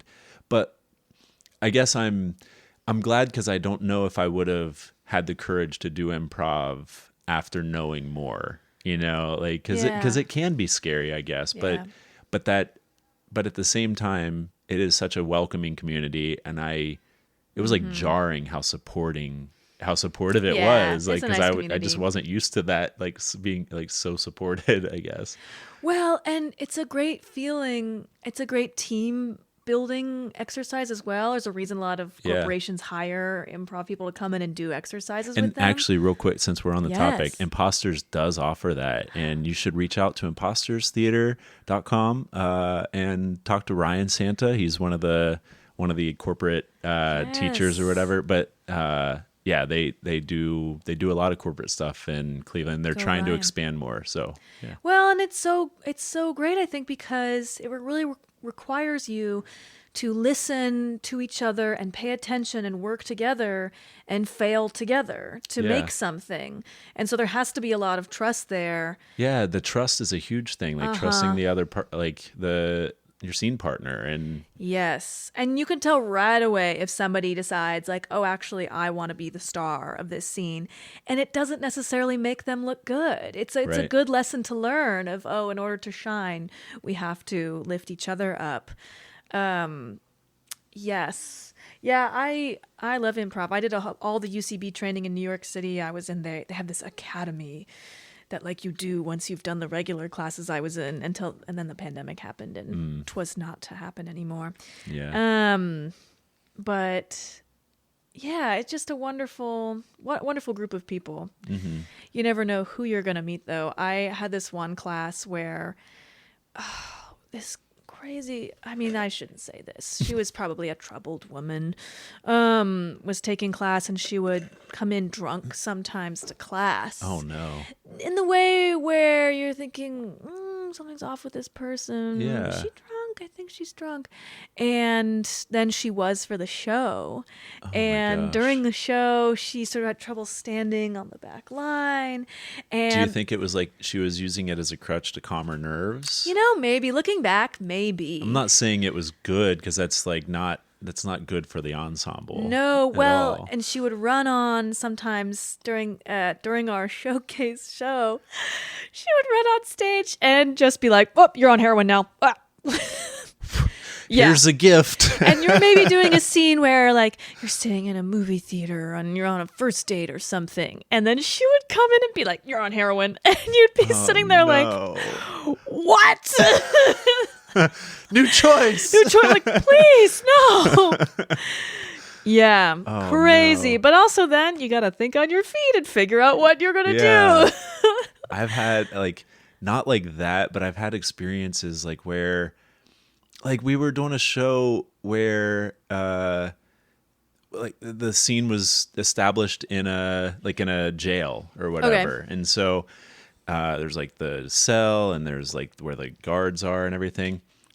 And then a guy comes in and he sets up a hot dog stand. Yes. Can we haven't established even any of the base reality, and you're already throwing in crazy stuff. Yeah. And they call that Crazy Town, like whenever, Yes. but like, I don't know. It's just like those moves, this person made those moves a lot, and it was frustrating to play with him, and I feel weird even. I'm not going to say his name. No, but I know what you mean. It's I've weird. experienced that sucks. as well. And It's like Michael Scott. You ever watch The Office? He brings a gun into every scene. Yeah. So funny. Yeah, it teaches you a lot about how to work with other people and how to take and give focus when you need to. How to be generous on stage too, because improv, honestly, and even in acting, truly, you should focus on what can I do to make my scene partner look better, versus then what can I do for myself. Because you're helping each other. Because hopefully they're doing the same for you. And if you have a good scene partner, your acting can be elevated, playing off of their elevated acting too. Yes, I had a teacher who would always say, if you need to raise the stakes, raise the love in the scene. You need to care about that person more to actually make the scene more interesting, more exciting, make your character more full of life, I guess. But I love that in improv, there's so much room for failure. I think that there could be more of that in just straight theater, because a lot of actors beat themselves up for not doing something well the first time, especially in acting school I've seen. And I always say, you have to climb Cringe Mountain to get to Cool City, or Love City, as I like to say. And it's true. Yeah. You think about, say you're Lady Gaga and you go out in the world calling yourself Lady Gaga and you haven't put out a record yet. Everyone thinks, oh, that's so stupid. Oh my gosh. Yeah. Your name's Lady Gaga. What even is that? And now she's Lady Gaga, which you're like, of course, that's her name. And she should be and Lady as she Gaga. should be Lady Gaga, she climbed Cringe Mountain, and you have to do that. Yeah. In any art form. People forget about the intermediate steps. Like it's like I feel like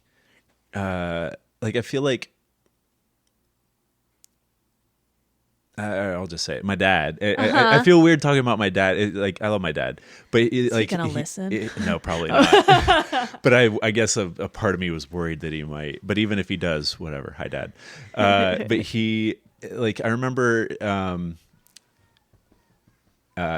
part. You coming up? You gotta lay down though. But we were talking about a kid that's played high school basketball in my hometown, and he was really good, and he was talking about going to play at college or whatever, and he was talking about trying to walk on at Ohio University or whatever. Okay. And he was just I don't know, he was just it just doesn't make any sense. It's not like he's going to make it to the NBA. And I'm like, well, I mean, maybe he could who knows? He keeps trying. But even if he doesn't, it's not like you have to be great or nothing. Yes. There's steps to everything. I was an engineer for 11 years, and I decided to get myself fired, and now I'm pursuing this acting and writing and stuff. And it's the first couple years it was really tough, and I struggled a lot, and I've grown a lot since then, and I'm hopefully going to continue to keep growing, in everything I'm doing. But the those steps to getting from amateur to professional Yeah. are part of any creative's process. And something that helped give me the confidence to do it and like believe in that whole process was Rick Rubin's book, The Creative Act, A Way of Being. Oh, I've heard of this. It's amazing. I actually have it right here. Yes, I've seen this. Yes. But it's good for any creative medium at all. Like, because he talks about the creative process in such a universal way. Like, he's a music producer, but he refers to writers and actors and he even mentions like someone creating and throwing someone else a birthday party is art. Yes. Like, if you're creating anything, you're bringing anything into this life that didn't exist before, and it wouldn't exist unless you took the steps and made the action and did the things. That's art, and and you get better at any artistic medium the more you do it, and and just like learning from experience and stuff. And it's like being natural at something isn't natural. You may if I 3 years ago, or 2.5 years ago when I started improv, if I would have started improv and I was a natural, which I was not, but if I was a natural at it, it wouldn't be because I'm just a natural. It would be because other life experiences have led me to a place where I've learned certain tools and learned certain things that it does kind of fit into that form a little bit easier. But that's still work that I did. You know what I mean? That wasn't wasted. Yeah, everything is work, I guess, like towards a thing or whatever. Towards something else. I think that no piece of art you make is ever a waste, even if it's like I just doodled a little picture. Yeah. You never know what that shall be. Yeah. I also like to say that every experience is an education, and no education is ever wasted, which is a saying my mom would always say. And I think that's really true. Even say positive. That again. I so like that. Every experience is an education, and no education is ever wasted. Unless I don't think. Unless you're not present. Unless unless you don't allow it to be, I guess. I guess. Yeah, but truly, you never know where something will lead. I have this whole character. I'm an illustrative artist as well. Yeah, I was going to ask you about that. Oh, yeah. Yes. I have this art brand called Madal Battle. Shout out Madal Battle on Instagram. Yeah, of course. I haven't really been drawing as much lately because I've been working on school. But I have this character I do called the Amazing Tomato Kid, who I hope to make a graphic novel about one day. Awesome. But it came out of, this character came out of working at Trader Joe's, and I was so just depressed working at Trader Joe's for hours on the register that I would doodle on the receipt paper and do little pictures, and I started drawing tomatoes because, there's tomatoes at Trader Joe's. And then the tomato morphed from like a tomato with a face to a tomato with a body to a tomato that had a personality. And it became this whole other thing that now I draw all the time. And it's had a life of its own. Oh, that's so cool. You just never know what will come of each thing to the next. Yeah. Or like, walking around New York City one day, I was babysitting these two boys, and we were walking around the Upper West Side, and I found this little puppet theater, children's puppet theater someone had left outside just to be taken. So I said, I'm taking that home with me. I don't know what I shall do with this, but I'll do something. And it stayed in my room for, 2-3 years. And then I used it to get into Case Western for my master's program. That's awesome. We had to do a movement piece, and it was a movement piece to a piece of text, which honestly, in the classical meaning of that, I was supposed to pick a poem or perhaps song lyrics and put them into some sort of abstract movement. But what I did instead was I used my puppet theater, and I did the balcony scene from Romeo and Juliet with my fingers, acting out as Romeo and Juliet. In frame, because it was over Zoom, the callback was. Using my theater, and the head of the program loved it. That's cool. So it's because I picked up that theater all those years ago. Yeah, you just never know. Yeah, I I love that too. I'm kind of a hoarder sometimes with Oh, things, yes, but like yes. if I see something that kind of sparks my interest, I'm like, yeah, I'm gonna take it just in case. Like the bookshelf here, I found on the side of the road and Excellent. sanded it down, stained it blue, and I added those logs and made it into lamps and stuff like that. Very nice. And Yes. like I don't know, like I don't know. I have a different, an extra appreciation for it because of, I guess, where I found it or whatever. Yeah. But like, but speaking on like, you never know where it's going to go. Like Rick Rubin in his book, he talks about any kind of idea that you have is kind of like a seed or whatever, and it might grow into something, but it might not.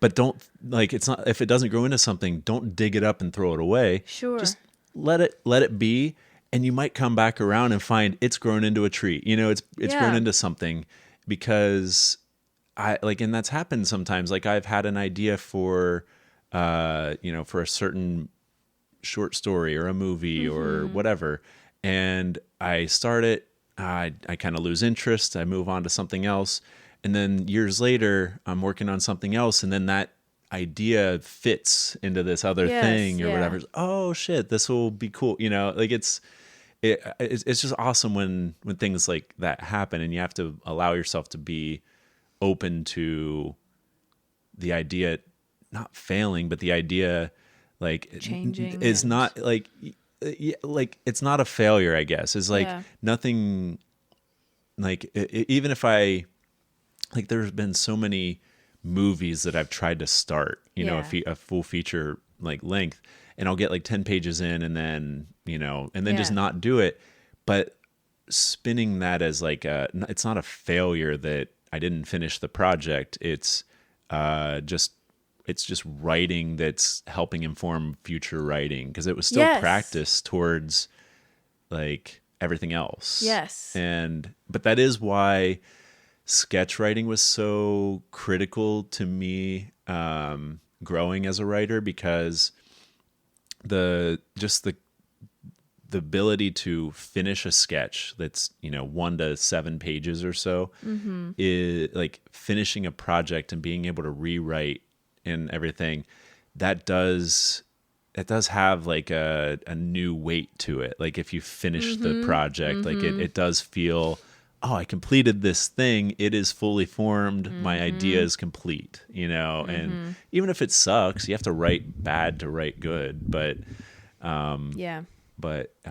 yeah, it's No, I agree, and it's sort of muddling your way through the middle. Oftentimes, people talk about, but in terms of all those false starts, yeah, you never know where that might go. Yeah. I had a play produced this last summer. It was the first play I'd ever written, and the idea for it came about because I was trying to write a different play, and I was trying to write a play about about a school science fair, and about how this girl discovered that she had a sister in her class through some science fair project she was doing, and like Yeah. the drama that came with that.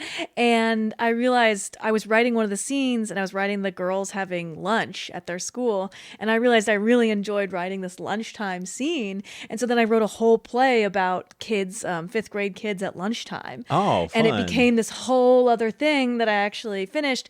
Well, I'm still sort of working on the second half of it, but we produced the first half as its own one act because it's its Yeah, own thing. that's awesome. And it's cool. Yeah, you never know what could lead to, and if you follow what your interests, you might find what you really want to be working on. Yeah, exactly. Like you went into that with an idea and you allowed yourself to pivot, like Yeah. to follow your feet, to follow Like what improv. Yeah, like, and that's so cool. Where did you produce that?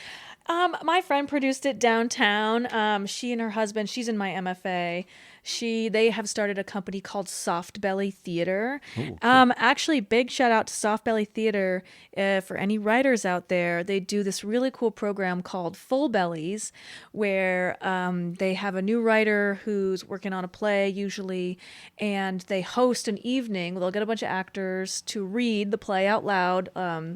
No rehearsal, but just an impromptu reading. Yeah. And they feed everybody who comes to watch. Mm-hmm. Meredith and her husband Nathan feed everyone. Nathan's an incredible cook. And they listen to the play, and then they talk about it afterward. And the writer gets feedback in real That's time. cool. So they're doing one in December that I'm going to be reading in. perhaps December 14th, at Cleveland Urban Winery. If anyone knows Cleveland Urban Winery, over Cleveland Heights, Shaker Heights area. First time I was ever a movie extra was there. Oh, actually. cool. Yeah, it was for a local film called Stalker Jane, which still hasn't come out. Oh, no. He's been sending it to like different festivals and stuff. Excellent. And Okay. I've heard it's good. I just haven't had a chance to see it Yeah. yet.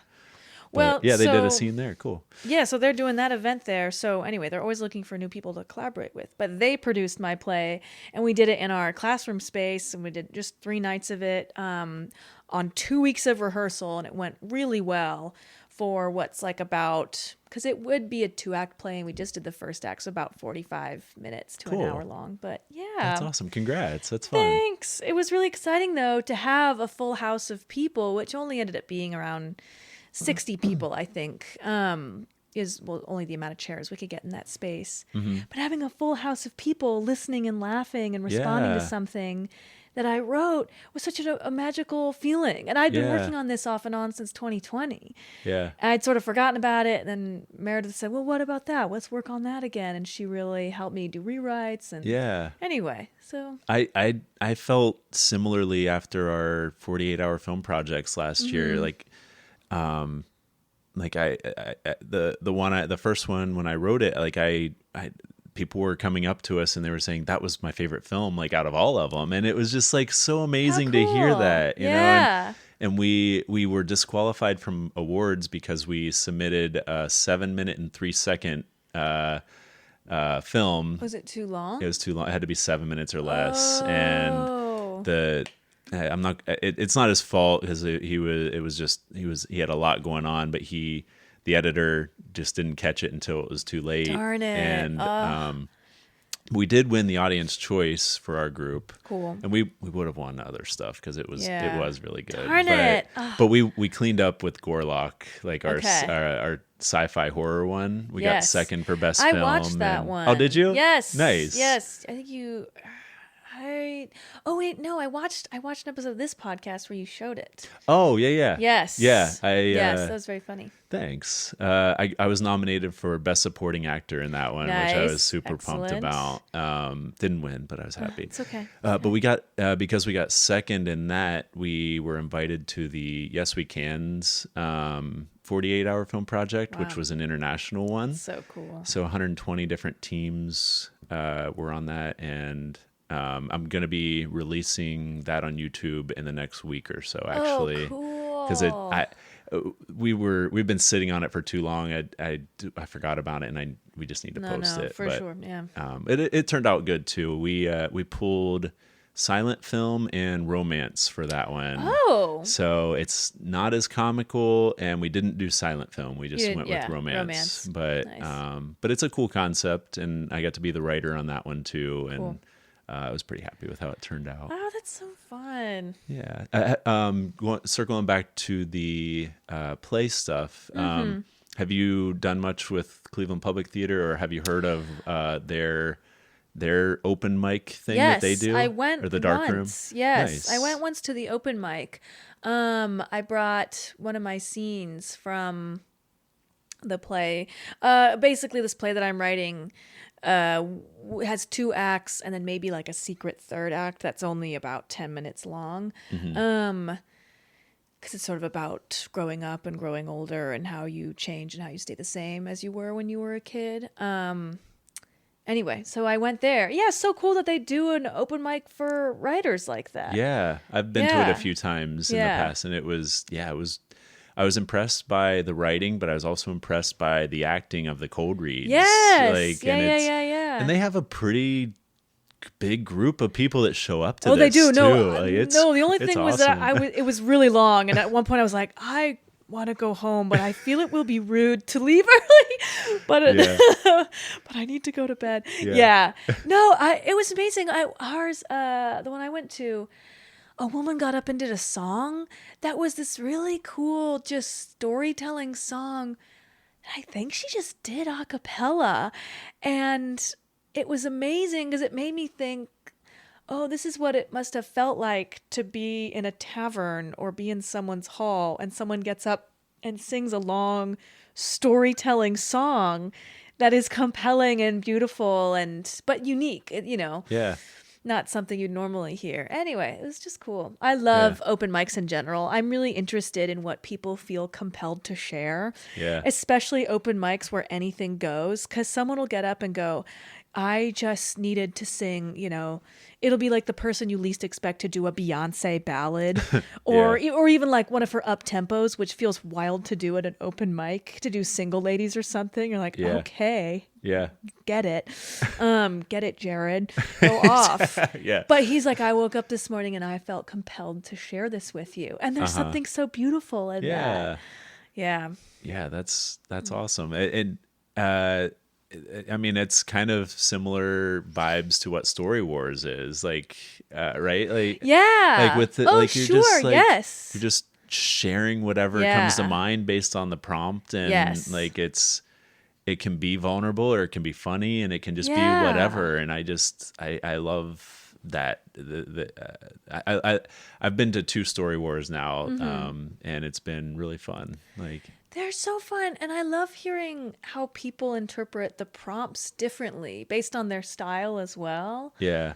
Some people are much more literal than others. And some people you can start, once you go a few times, you see, oh, your style's kind of like this. You tend to do a piece like this. It's just, it's interesting. Yeah. You're in the championship round, right? Yes, I am. Nice. I'll be back in January. Oh, that's when the championship is? Yeah, because I think there's one at the end of this month, October 26th or 28th, is another championship round where 4 from that round will also go to January. Or it'll be 8 of us then. Where there will be $500 on the line, which is kind of crazy, honestly. Yeah. And feels like it changes the competition a little bit because it's so pure in its original form in terms of you're not really winning much of anything. I want a bag of coffee for a superlative. Heck yeah. Heck yeah. Yeah, you'll usually get like that or like a notebook or something. Because then when you add so much money, I don't know. Then it just starts to feel like it's like, how many people can I get to come to this event that are my friends? You know? Yeah. But it's very fun still. And it can add like an element of stress to it. Like, and I mean, don't get me wrong. I want to win $500 so bad. I'm not mad that that's how much money it is. Yeah, sure. It would be so awesome. But I wish the prize was less. No, I don't. But you know what I'm saying? It like adds a different panic to it. Yeah, for sure. That perhaps changes how you are as a writer. Like, oh shit. Yeah. I have 50 people watching and money on the line. What am I going to say? Yeah. There wasn't money on the line, but the improv troupe that I was with for improv deathmatch, we won 3 times in a row, and we were finally upset after the 4th one. But it's basically, if you invite enough friends and family, you're going to get the votes. Like, there were like a night or two where it was like, we weren't the best. Like, but for sure. Yeah. Fine, you know? Which is okay. Yeah. Competition in a comedy space is just, it's weird and awkward in the first place. But people engage with that. So, whatever. As long as they understand and everybody understands that it is still silly. Absolutely. Ultimately. Well, and I liked with Story Wars that it kind of made people up the ante in the stakes of their stories, I guess. It's just cool to see, like, what are you going to do now that there's this whole crowd? And people were getting wild with it, like running around. I don't know, just moving around, doing fun stuff. I love, like, it watching you when you were performing, like, doing the Story Wars thing. It was really cool because, like, I could really tell how much of a theater background you have because you were playing the different parts. Like, were you writing in like a screenplay or like a script writing format? Okay, just a good old Google Doc. Okay, it felt like that, but it was you're very performative with it, which was really cool. And bringing the hat was a really funny bit. Well, too. my boyfriend brought that hat, actually. It's this blue cowboy hat that I have. And he brought it. And so he was like, maybe you could use it. I was like, all right. So I felt like I had to get it in there or else everyone would be like, why did she have this hat the whole time and never touched it? Yeah. I definitely like to do a lot more dialogue, I think, because it gives me more opportunity to sort of perform my story rather than just read it. So I like to do more dialogue. Yeah. So what I've done, so mostly I like the meta, like when I'm journaling, sometimes I'll get like real weird and meta with it and whatever. And so that's Yeah. what I've kind of done with Story Wars so far. But I've only been like performed the one time, and I just watched Yeah. the other time. But It's fun though. it is fun. Yeah. I love it. I think I tell everyone about it. I'm like, it's the coolest competition. Yeah. And just really lovely people who run it as well. Yeah. Yeah. Also, speaking of open mics, Imposters has it's actually tonight. It might be the first Thursday or second Thursday of every month. They have a sketch open mic. So you can bring in one or two. You bring in a character sketch that you want to workshop, or like a 5-7 page cool. sketch or so, and you'll be on stage and just a table read, and then if you want feedback, you can ask for feedback. If you don't want feedback, nobody's going to give you feedback, but that's great. Yeah. I like that a lot. It's just a good opportunity to kind of get some extra reps or whatever. Oh, cool. Heck yeah. I've gone even without a written thing, just to see what other people are doing, and just to be an actor for whoever needs it or whatever. And it's fun. I think open mics too are a good way to keep yourself on task as an artist. I had a New Year's resolution once where I was really writing a lot of music, and I play guitar. And so I committed to myself I was going to perform once a month for a year, even if it was just, an open mic, whatever, which it usually was. And it was so great because it forced me to practice more and go, okay, I'm going to have to share this with people. So I know I have to work on it. Yeah. Because I've made this deadline for myself. And I grew so much as a songwriter and a player. I need to do that with stand-up more. Yeah. In January, I was booked on a Bill Squires showcase. He's a local comic. Cool. His special's coming out soon, and he might even be a guest on my podcast soon. Whoa. Stay tuned. Bill Squire. But he used to be on the Alan Cox radio show here in Cleveland for a while, and he has his own podcast now. But anyway, he runs a stand-up showcase at High and Dry on Thursday nights, and so it's like a booked show. And Cam Godfrey, who was my sketch coach, and she's a stand-up too, she books the show for him, or at least used to. And I was talking to her, and she's like, I wasn't like regularly doing stand-up enough to feel like I had stuff. Yeah. But then it was like 2 or 3 weeks ahead of time, and she's like, booked me on it, and all right. And so then that week, I went to an open mic Monday, Tuesday, and Wednesday to get to the Thursday show. And that was the first time I'd ever done stand-up back-to-back nights. And I did it 4 nights in a row. And I felt like that was still the best set I've probably done. And I grew so much, but I haven't put myself in those shoes again. And I've approached stand-up very, like hit and miss. Like I write a lot, but the performing of it hasn't happened regularly enough. But I need to get there. I'm taking a break from acting this month, with the hopes to maybe do some more stand up, but we'll see. I don't know. Yeah, I feel like what everyone says is with stand-up, you just have to do it. Yeah, I know, and I hate that Which part. is sort of awful, It's so tough, and improv, like even for stand-up, I like having the improv background because there's a comfortability of being on stage that I've kind of too. Had, and thinking on my feet, and even acting. Like you have to be able to, the audience has to be able to want to relate to you, or or whatever, and not that the audience is contentious or wants you to fail or anything, but they're also sensitive to what you look like and what you say, and how you say it, and even down to what you're wearing and how you're presenting. And it's just, there's just so much that you can think about if you want to overthink it, and I am an overthinker, so that just happens. No, that'll happen. That'll happen. But I had fun bombing a couple weeks ago for the first time. Good. And I needed it. Like, I was present. I was having fun. I got a laugh at the very top, but then nothing else. Nothing else. Oh. But I was wearing something weird, like something I would never wear, and I just like put it on, and I was just like, I don't know, whatever. I had just come back from New York, and I was wearing a thrifted like fish, like literally like fishing, like actual fishing. fish, like button up, and then like high water pants that were like kind of flared, and they were like up to here with these socks actually, and so and the shirt was like halfway unbuttoned and like tucked in, and so I got on stage, and I'm just like, and I tackled the stage because I got there late, and the two people were passed over because they weren't there, and I was just like, fuck it, I'm gonna run up and take the spot, and they had one other person, so it wasn't like I was stealing the spot from anyone else, and I know the host well enough, it was whatever.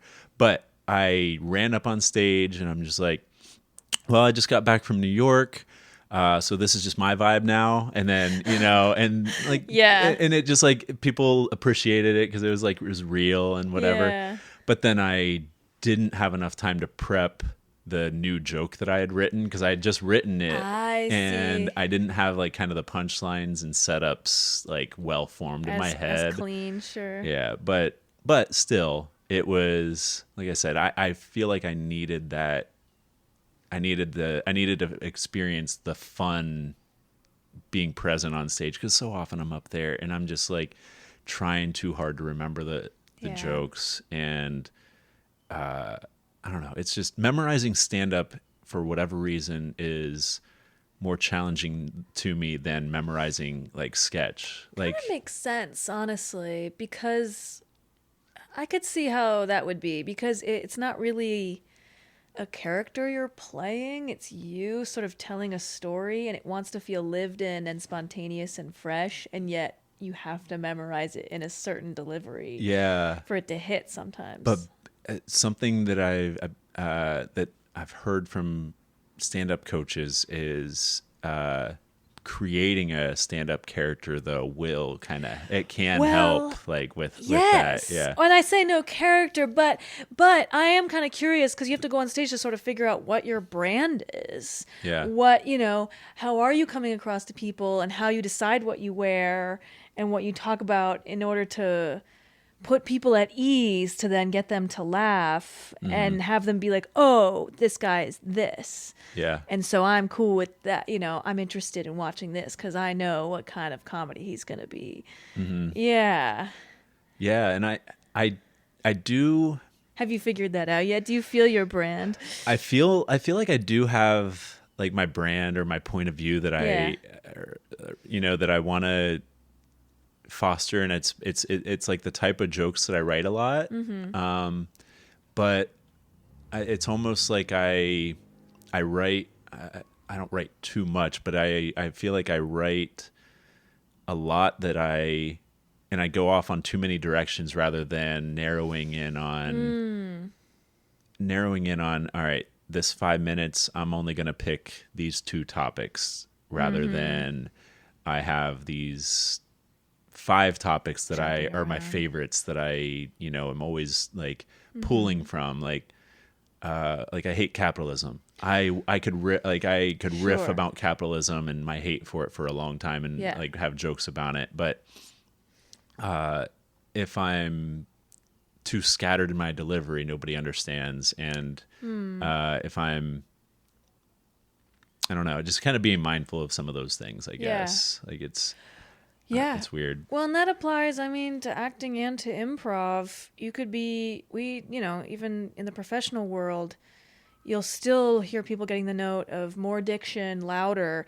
Because at the end of the day, if we can't understand you, it doesn't matter how good your acting is if we have no idea what you're saying. And it's hard. It's interesting because I feel like a lot of people forget about that in an effort to put across a vibe or an emotion. Anyway, but with stand-up, what you're saying is the thing. So yeah, but I hear you. Do you ever listen to Mike Birbiglia's Working It Out podcast? Yeah, not Yeah. like all the time, but I'll pick it up here and there. And he's such a So fun smart. pod. And I like hearing him talk about why or why not a joke works. Yeah. And the science behind it. And I should listen to it more for that reason, to kind of help, break my stuff down a cool. little bit. Yeah. He was one of the first comics that I really liked, and I like his stuff because he's such a good storyteller, and that's the Yeah. type of comic I want to be. Is I feel like I have some stories that I want to be able to tell, and I've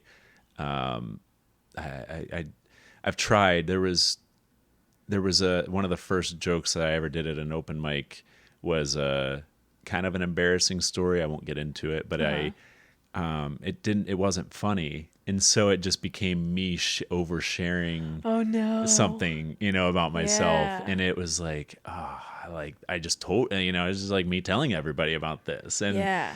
it's not that bad, but it was like one of those things is like personal, but once I'm able to find the way to make that funny, it's gonna be great, Right. Well, yes. It's like Mike talks about that all the time, where he says, I want to talk about this thing with my dad, and how his dad, I think, has had a stroke, and wanting He to was- talk that was about on it. his newest special. Yeah, without I haven't watched it yet. I gotta watch it. It's good. Yeah. But wanting to talk about it without the audience going, oh, that's sad, actually. We don't want to laugh at that. Yeah. Or stand-ups who maybe have a disability that's visible on stage. And so immediately they're like, I'm going to make fun of this. You can laugh. And it's cool. You can laugh at it. I'm going to let Yeah. you know. And how do I let you know that? Yeah, and because the thing is letting the audience know that they are okay. Like Yes. that's the thing that's Yes. missing, and that is part of it. Like there was another joke that was, I was like kind of talking about, like it was comical because of how absurd it was, but it like in the moment it was kind of a traumatic situation for me as Yeah. a kid, and I was sharing that, but I realized that I maybe was still processing it a little bit, and that like it was Yeah. kind of felt by the audience maybe, Yeah. and just open mics were just tough, like Well, like for yes. stand up, because Yeah. most of the time an open mic, at least here in Cleveland, and it's probably true most places, the audience is the other comics, and there might be Yes. like 1 to 10 people on a good night that are not comics, and they're just there. Yeah, and the comics who are going are either worrying about having to go after you and what their set is, or they've gone and they're like, well, who's this guy? And like, is he better than me? Yeah, And like am they're I- not. Yeah. Like they're not paying attention. Like Uh-huh, they're in the other room taking shots and drinking, and and Thinking about laughing. how their set and- went. And, Yeah, and I don't know. It's a whole thing, and it's tough to, and that's part of it too. Is like feeling welcome by the club, Yeah. of stand up, because stand up is not as welcoming of a community as improv. Like the more I've met people and got to know people in stand up, like nobody, like people aren't assholes. They're just, it's just a little bit more reserved, I guess. Yeah. And it feels like you got to prove it to me. And there might be some of that, but at the same time, it's not as much that as it is just in your head that it's that. Yeah. Yeah. That's what I've learned anyway. Sure. I think everyone's probably just more worried about themselves than, but 100%. But it always is. Yeah. But it comes off Is the it other this person way. doesn't like me. Yeah. They don't like my work. Yeah, that can, I think about that sometimes in acting too. If you work with somebody who you think, oh, do they not like working with me? But then sometimes you realize, oh no, they're just worried about what they're doing. Yeah. They're just stressed and they don't want to talk. Oh, I didn't know. But yeah, whereas improv I feel has such a jovial environment, because you do have to work together. It's very silly. And there isn't much money or prestige in improv. No. So Like even the like the top levels of improv, Yeah. like not really. yeah, like it's they're being seen as potentially getting booked on something bigger, like there was the thing it's like will I go to SNL? Amy maybe? Poehler Will got hired because she was on a Herald team or whatever. Yeah. Like I don't know At if most, that's true, maybe you get a Netflix special. Maybe you're those two guys who had that improv special that was so funny. Middleditch and Schwartz. Yeah. But so when I was in level 1, I watched an episode of Middleditch and Schwartz. It gave me so much anxiety because I was like learning about improv, and then they do it at such a high level that I was just like, what? This is nothing I'll ever be able to do. I don't understand what they're doing or how they're doing this or what. Is this what's expected of me? Yeah, it was so stressful. And I even had a similar experience with Whose Line, rewatching it after. And Whose Line is such short form, which I've done some short form, but I wouldn't say it's my forte. I like long form better. It's a specific set of skills, I feel. When they do the Irish drinking song, like that's always going to be someone's really good at that, but then maybe they're not as good as when they do the really intricate, pretend prop work. Yeah. I put so much pressure on myself during the singing ones. Yes. That it just, I flop. But like when I've not had the pressure on myself, I feel like I'm decent at it. I just haven't overcome that. Yeah. Yeah. The singing one, honestly, in high school, we did so much musical improv. I was actually kind of glad that we did because now I'm like, whatever. Yeah. It's definitely super scary, but yeah, when you're forced to do it a lot, it's like, well, I'm just doing this, I suppose. Yeah. I took a musical improv workshop too. So I was doing learning the long form version of the musical stuff, which was intimidating, but it was rewarding overall. Like I haven't done much since, but I love it. Like there's a group in Columbus called TBD, the improvised musical, that's great.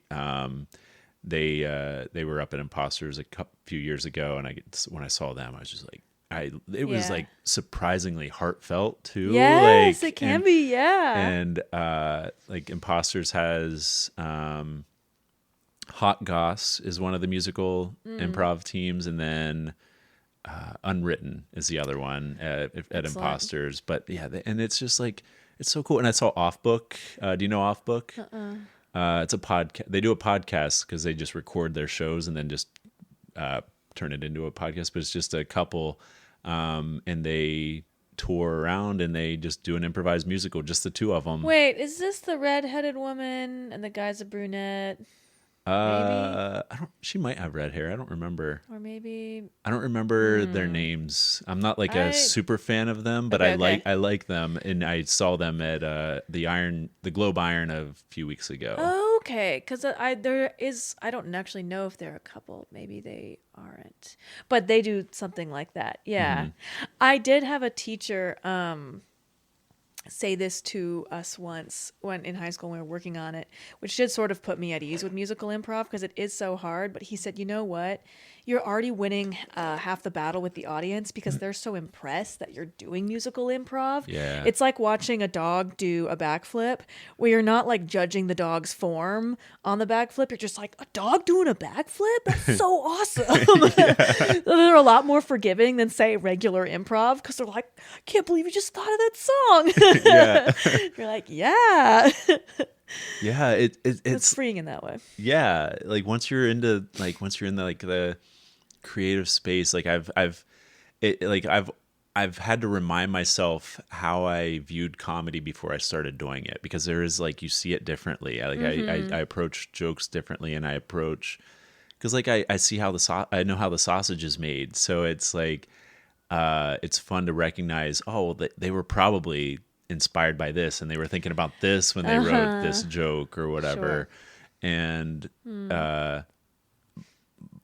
but like, I don't know, but taking the magic out of it is, it doesn't necessarily take the magic out of it, but it just changes it, I guess. Like, I don't know, it's I noticed a big shift in myself anyway, because like I said, I was I didn't feel like a creative or, or anything, even though I like journaled and wrote, like tried to write stuff most of my life, I never called myself a writer or tried to like shared it or anything.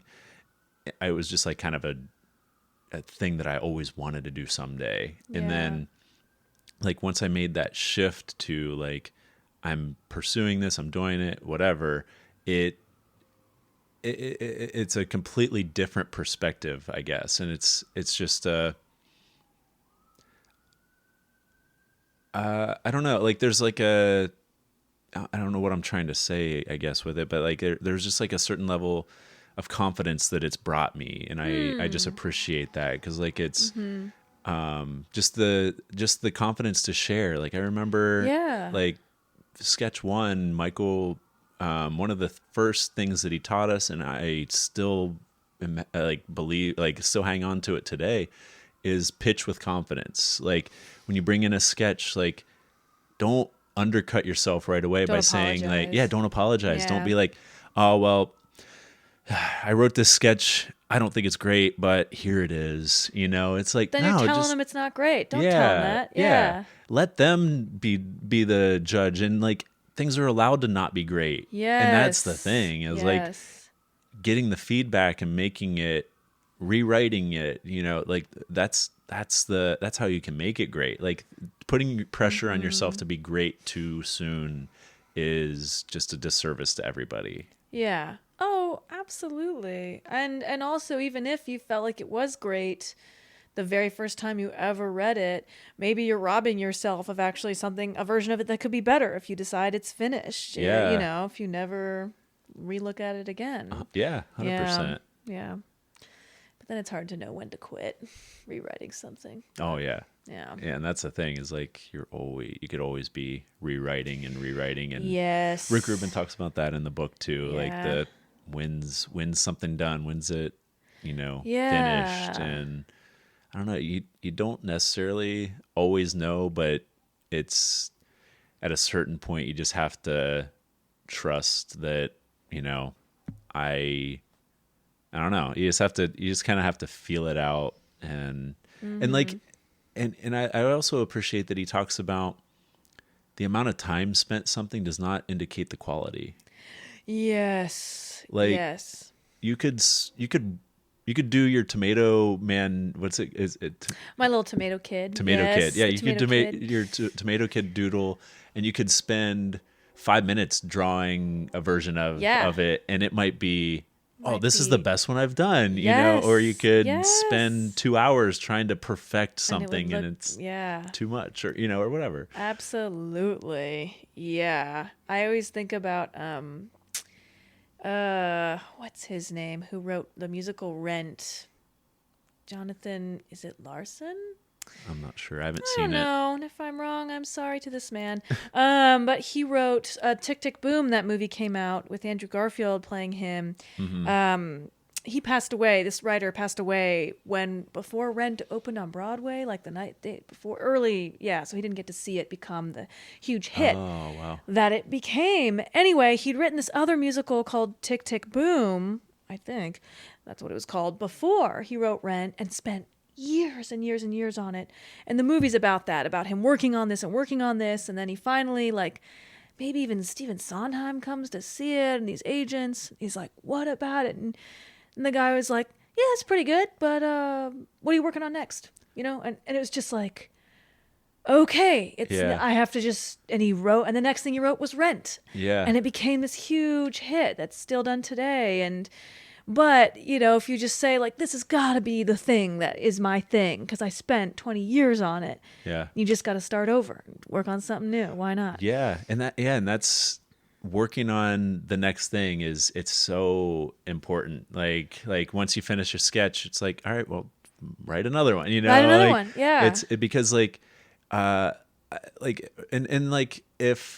like I pitched, there was a TV pilot pitch contest for the Just for Laughs festival in Canada earlier this year, and I submitted a pitch deck for that, and I spent a lot of time working on that and everything, and then I'm just like, after I submit it, I'm waiting, and and I didn't just wait, but like in the past, like maybe I would have, well, this is the thing. It's going to make or break me, but like Right. not putting that pressure on yourself and just like moving on to the next thing. Hopefully it turns into something, and and I'm also doing this other thing too, Yeah. but like I just like the continuing to create because you are a creator and because you want to and you have something to say, Yeah. or even if you don't have something to say, like I'll sit down in front of my journal sometimes and like just start like just writing nonsense until it forms into something else, Yeah. And and surprise yourself. yeah. Yeah.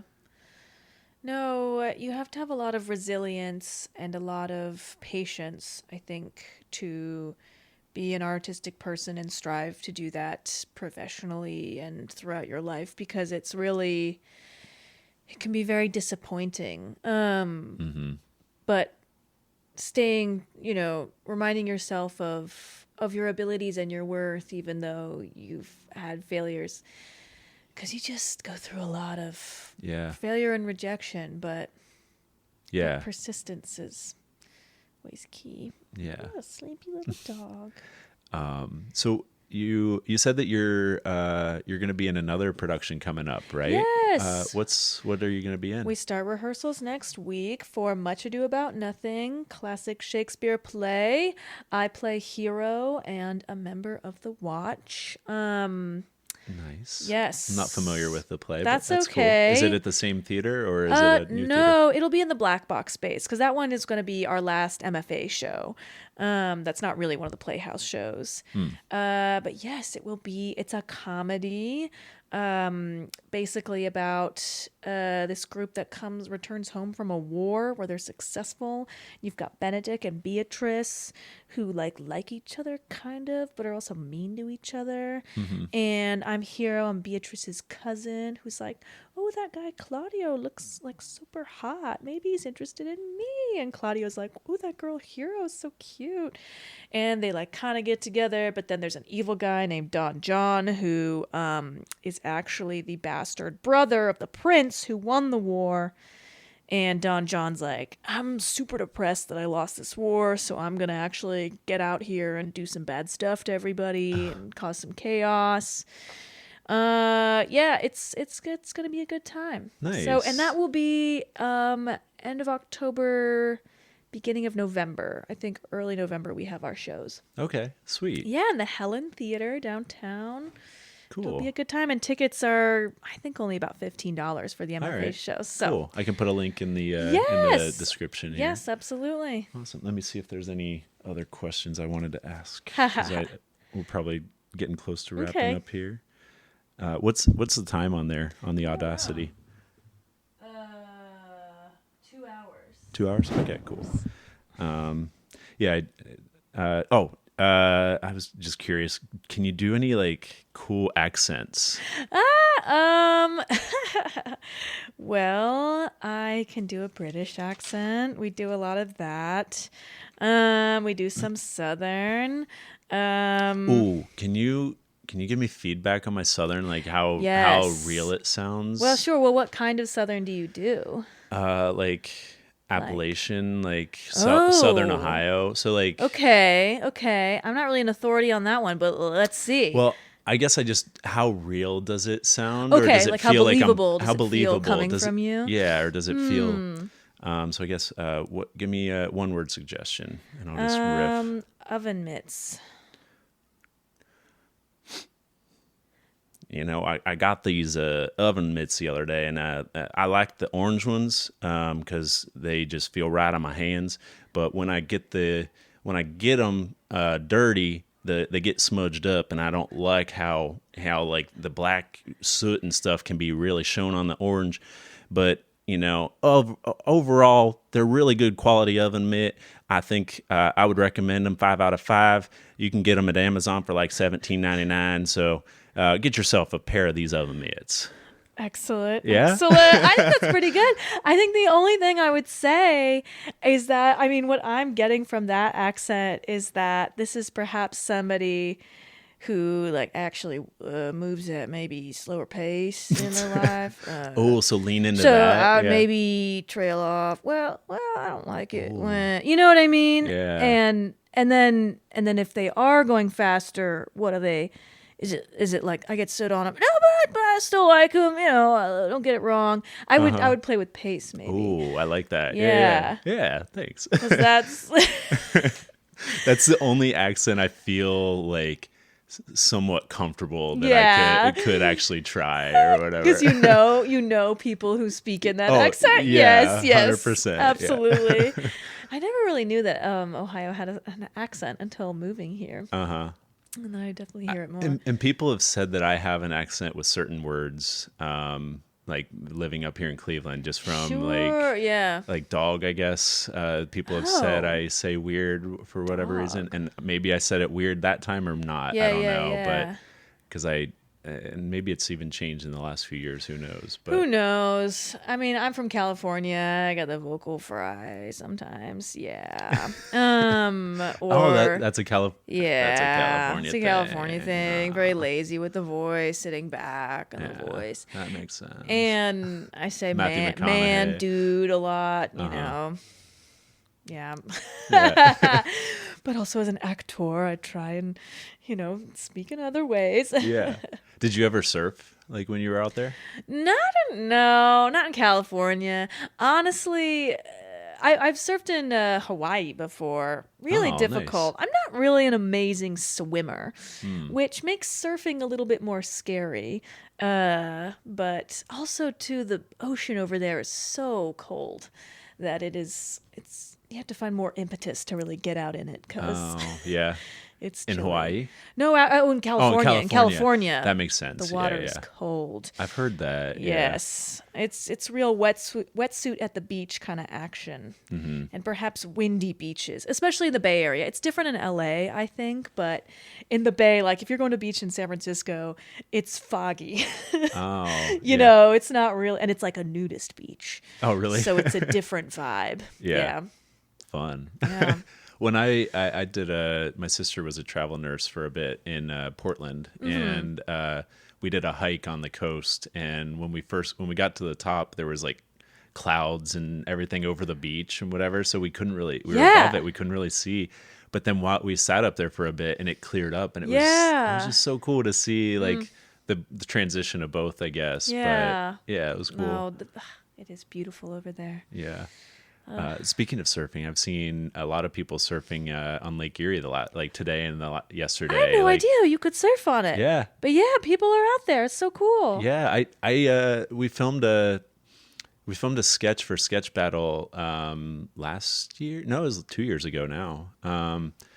Maybe it was. I don't remember. But we were. The prompt was The Long Game, and so the sketch was a fake dating show called Measuring Up or whatever. Okay. And so we were just in Edgewater Park measuring random things with tape measures or whatever. And so Awesome.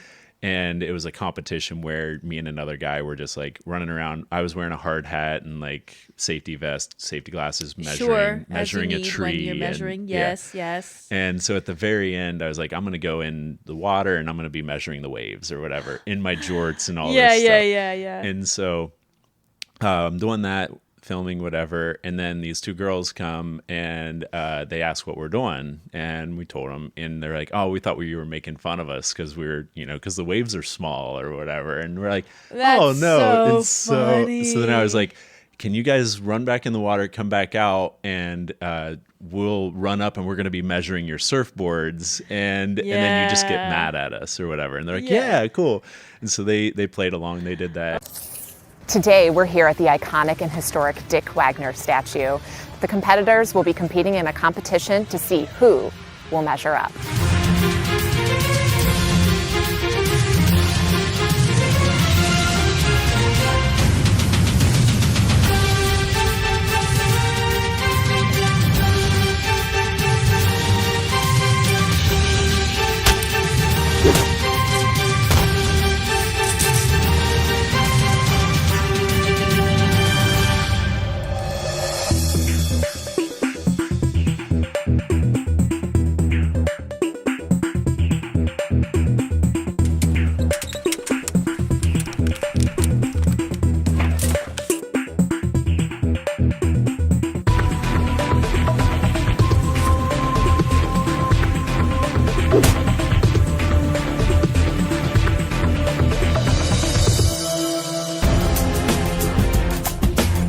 Up next, the Seagull Challenge.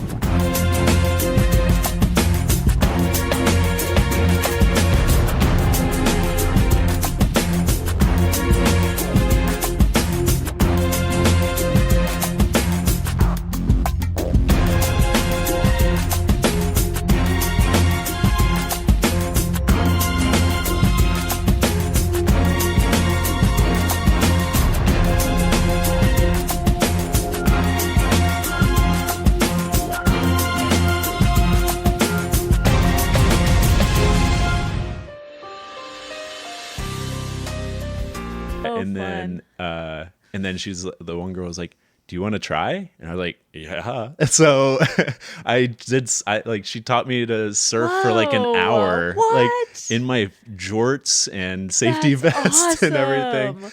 And I stood up a couple times. Like I fell immediately. Yeah, but it's hard, especially in Lake Erie because the waves are small. You have very short amount of time to jump up and move. But overall, I feel like I at least understand the concept of it a little bit better, and it was fun. Like I'll try it again someday. Absolutely. While I'm not a surfing lady, I'm a boogie boarding queen. Actually, I love boogie boarding so much. Huge fan. I love to go to a beach so sorry, Lake Erie, but you do not provide this for me. But I love when the waves are so crazy, you're like a little worried. You know what I mean? You're like a little frightened. It's perfect boogie boarding conditions. Oh yeah. Yeah. I body surfed. I didn't have a boogie board, but it would have been a good time to have a boogie board down in Myrtle Beach when a storm was rolling in. Excellent. And a wave threw me, and I like slammed my head on the sand, and I might have even gotten like a slight concussion or whatever. Oh no! But otherwise, it was so fun playing in those waves because thrilling. Yeah. Yep. Huge fan of that. That's fun. Well, unless is there anything else that you want to talk about? I mean, I want to plug your socials and everything, but yeah, I mean, come out and see Much Ado About Nothing. Of course. And come out and see the Soft Bellies Full Bellies reading on December 14th, Soft Belly Theater. They have an Instagram. I designed their little logo. It looks like a little yellow raccoon. Oh, cool. He's very cute. He has a soft belly. Yeah. Should I just say my socials? Yeah. Where you can find me? Yeah. You can find me on Instagram at Maddy Baker, spelled Maddy, not with an IE. I'm often mistaken for a Maddie with an IE. No disrespect to those ladies, but I am not one of them. With a Y. And at Maddy Baker, or I have a website, MadalynBaker.com. And I'm going to have to tell you how to spell Madalyn. It's Madalyn. My parents got crazy with it. The A in the middle is another strange. A. People want to put an E in there. Yes. Or my art Instagram is Maddle Battle. Yeah. And that's MADDLE Battle BADDLE. Yeah. Yeah. Yes. Nice. Yeah. Right. I do all kinds of stuff there. I did a deck of playing cards once. I do logo design. I did a whole series of podcast covers for this girl once. It was fun, but it was so much work. So I don't know about that. Yeah. I have some friends that are graphic designers, and they've talked about like offering to do logos for people, and it's like it's awesome to be able to do, but it also it's a lot more work than people appreciate. Yes, I quickly discovered with illustration how what people think should be costly and what people think should be cheap is not equitable to the amount of work it takes to make something. Because usually if you're doing a logo, you draw a million versions of that logo because they want to get it just right. Yeah. And even though it's small, it could be a lot of work, but people don't actually think, well, it's just a logo. I'll pay you $30 for it, no problem. Yeah. But you spent hours and hours. Anyway. Yeah.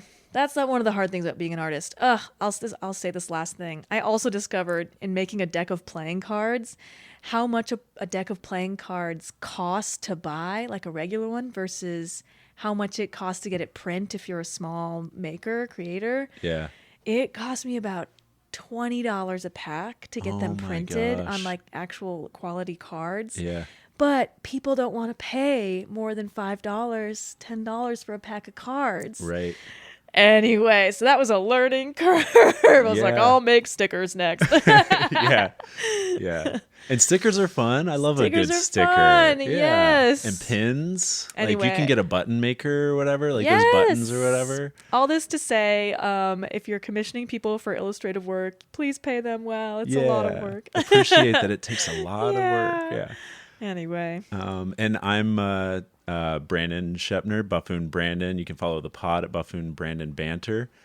We forgot to eat our cheese danishes. I know. I became preoccupied with the dog. I felt I could not. Yeah.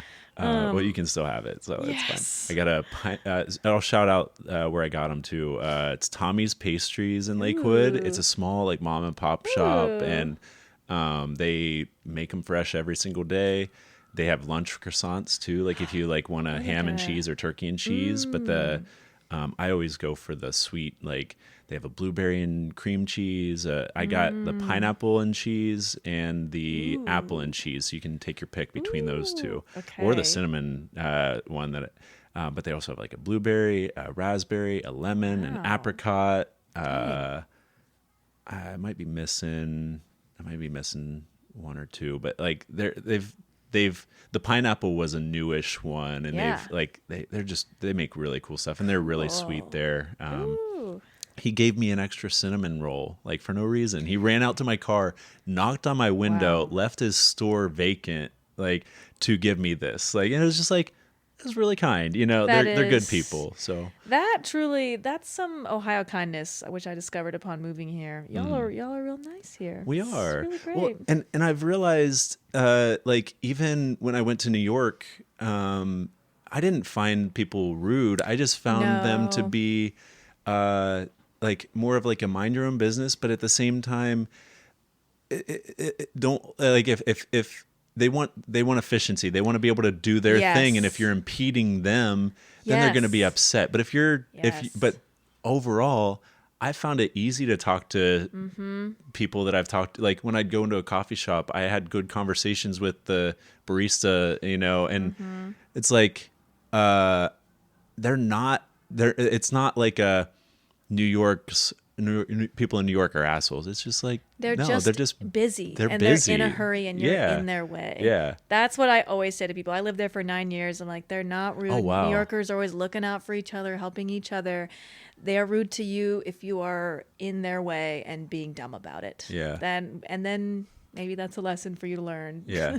I know we were wrapping this up, but I do want to talk about New York real Oh quick yeah. if you're open Oh to yeah, it. sure. Because I experiencing it a few weeks ago. I was there from a Thursday to Monday, and it made me realize I might want to move there. I love it there. So great It's- there. Yeah, I love it. I was staying in Hell's Kitchen area in a hostel, but Oh, nice. I branched out and I like explored Brooklyn, and I like was walking around there. Walked so much, but like Yeah. I went checked out the Upper West Side. I went and just like I wanted to kind of just experience it and like imagine I was living there, you know. So like Yeah. I went into a coffee shop a couple times and I just like sat and wrote for a few hours, like, Yeah. and I wasn't trying to do touristy things, and it was like, Right. so I guess where were you living in New York? Were you in Brooklyn or Manhattan? No, I was in or- Manhattan. I went to Fordham, which is close to Hell's Kitchen. I went to the Lincoln Center campus, and then lived uptown in Washington Heights, Hamilton Heights area, anywhere from like 150th to 172nd on the west side. Okay. Yeah, I love it there. I think when I go back, I think I'd like to try Brooklyn because I just, want to have a change of pace.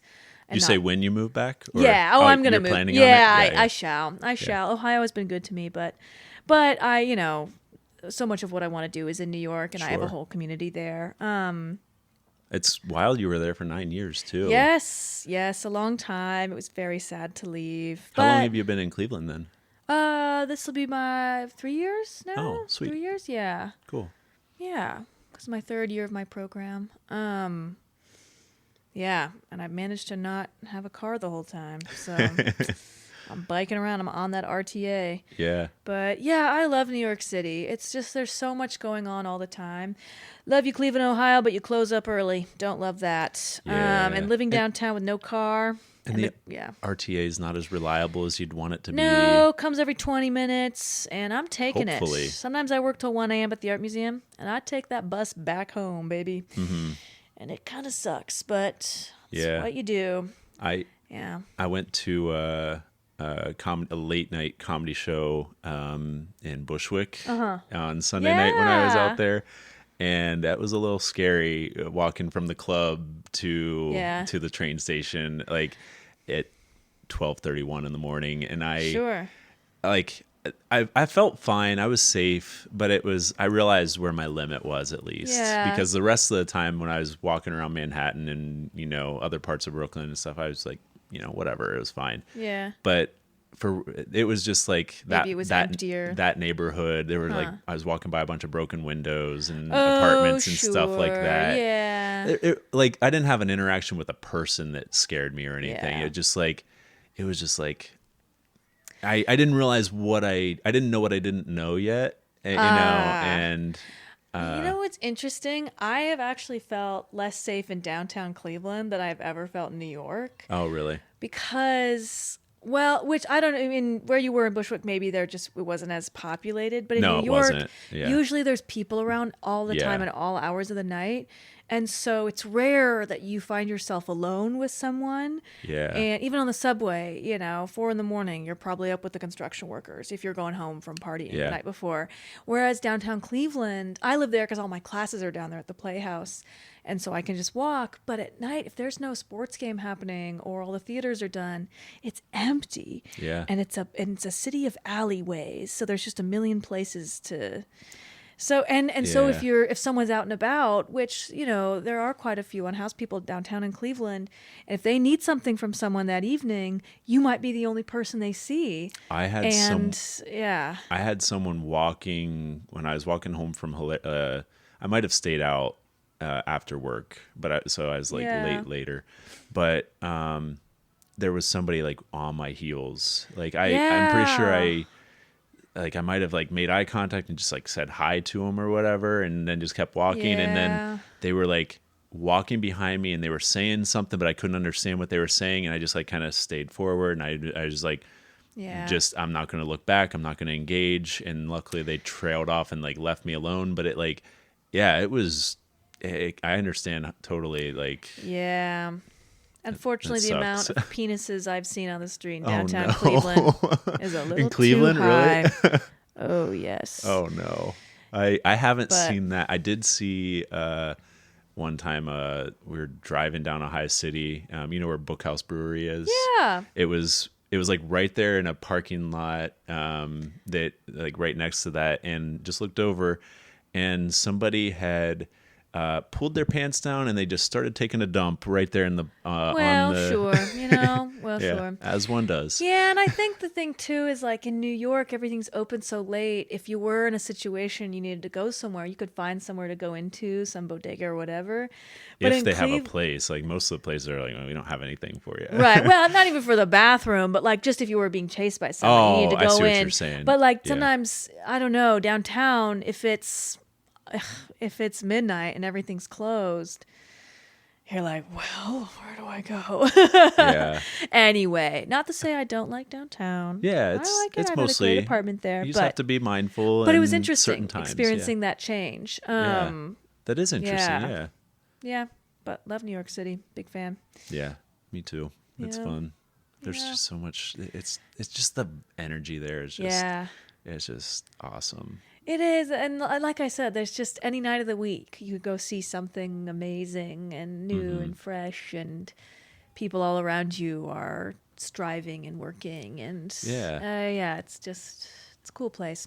It is really exhausting. It'll wear you down, though. Will it? Yeah. You got to carry all your stuff everywhere, and you got to walk up and down stairs everywhere, and when the weather is really bad, it can wear upon you. I imagine that. I was lucky that I had literally perfect weather the entire time I was there. It was like there was one day where it like a misty rain for like 30 minutes, and that was it. Oh, Like, yeah. but otherwise, it was like 75 and sunny. It was like, yeah, Gorgeous, this amazing. is perfect. Yes. And the hostel I was in was relatively nice. Yeah. It was only like $77 after fees and taxes and everything a night. Whoa, So, that's pretty cheap, actually. And, Wow, yeah, and Hell's and- Kitchen. That's yeah. like a good location. it originally was in Brooklyn. It was Nap York was the company. Yeah. But something happened to that location, and they relocated me to Manhattan, which worked out better for me Wow. anyway, because I was Yeah.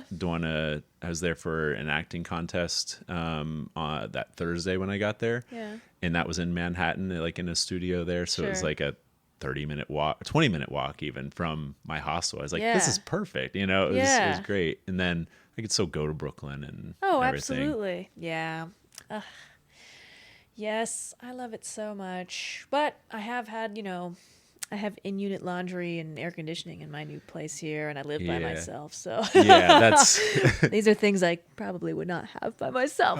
yeah, for sure. Like this having But, space. Yeah, that's something yeah, I would have having to get space. used to, because I used to have a house in Lakewood, and downsizing to a rental I needed to, because I needed to get rid of stuff. But Yeah. even still, I know I still have a lot of stuff I still need to get rid Yeah. of. And so downsizing to New York would be a reason to do it. And Yeah, you just yeah. got to look at what I actually need. Yeah. And, Yeah, and what's important to you, I guess. yeah, and sometimes it's nice to consolidate that. And I've needed to do that creatively too. Like sometimes I've felt like I'm spinning too many plates, and Yeah. it's like, which are the ones that I really want to keep, Keep in working, the air. keep in the air Yeah. and working with. What do you and want towards? where do you want your energy to go? Yeah, That's really important to you. Yeah. Mm-hmm. Yeah. Wow, wonderful place though. yeah. Love it. Well, cool. Well, cool. Thanks for having me. Yeah, thanks for coming on. I appreciate it. This was really fun. Yeah, again, Yeah, Buffoon Brandon Banter. I'm Buffoon Brandon. This is Maddie Baker. You can Yes. follow her again at Mad Maddie Baker. Mad Maddie Baker and Yes. Maddle Battle. Yes. Yeah. At MadalynBaker.com. Boom. Yeah. All right. Well, thanks. Sure. Wow. My gosh, I can't believe that was 2.5 hours. That's crazy.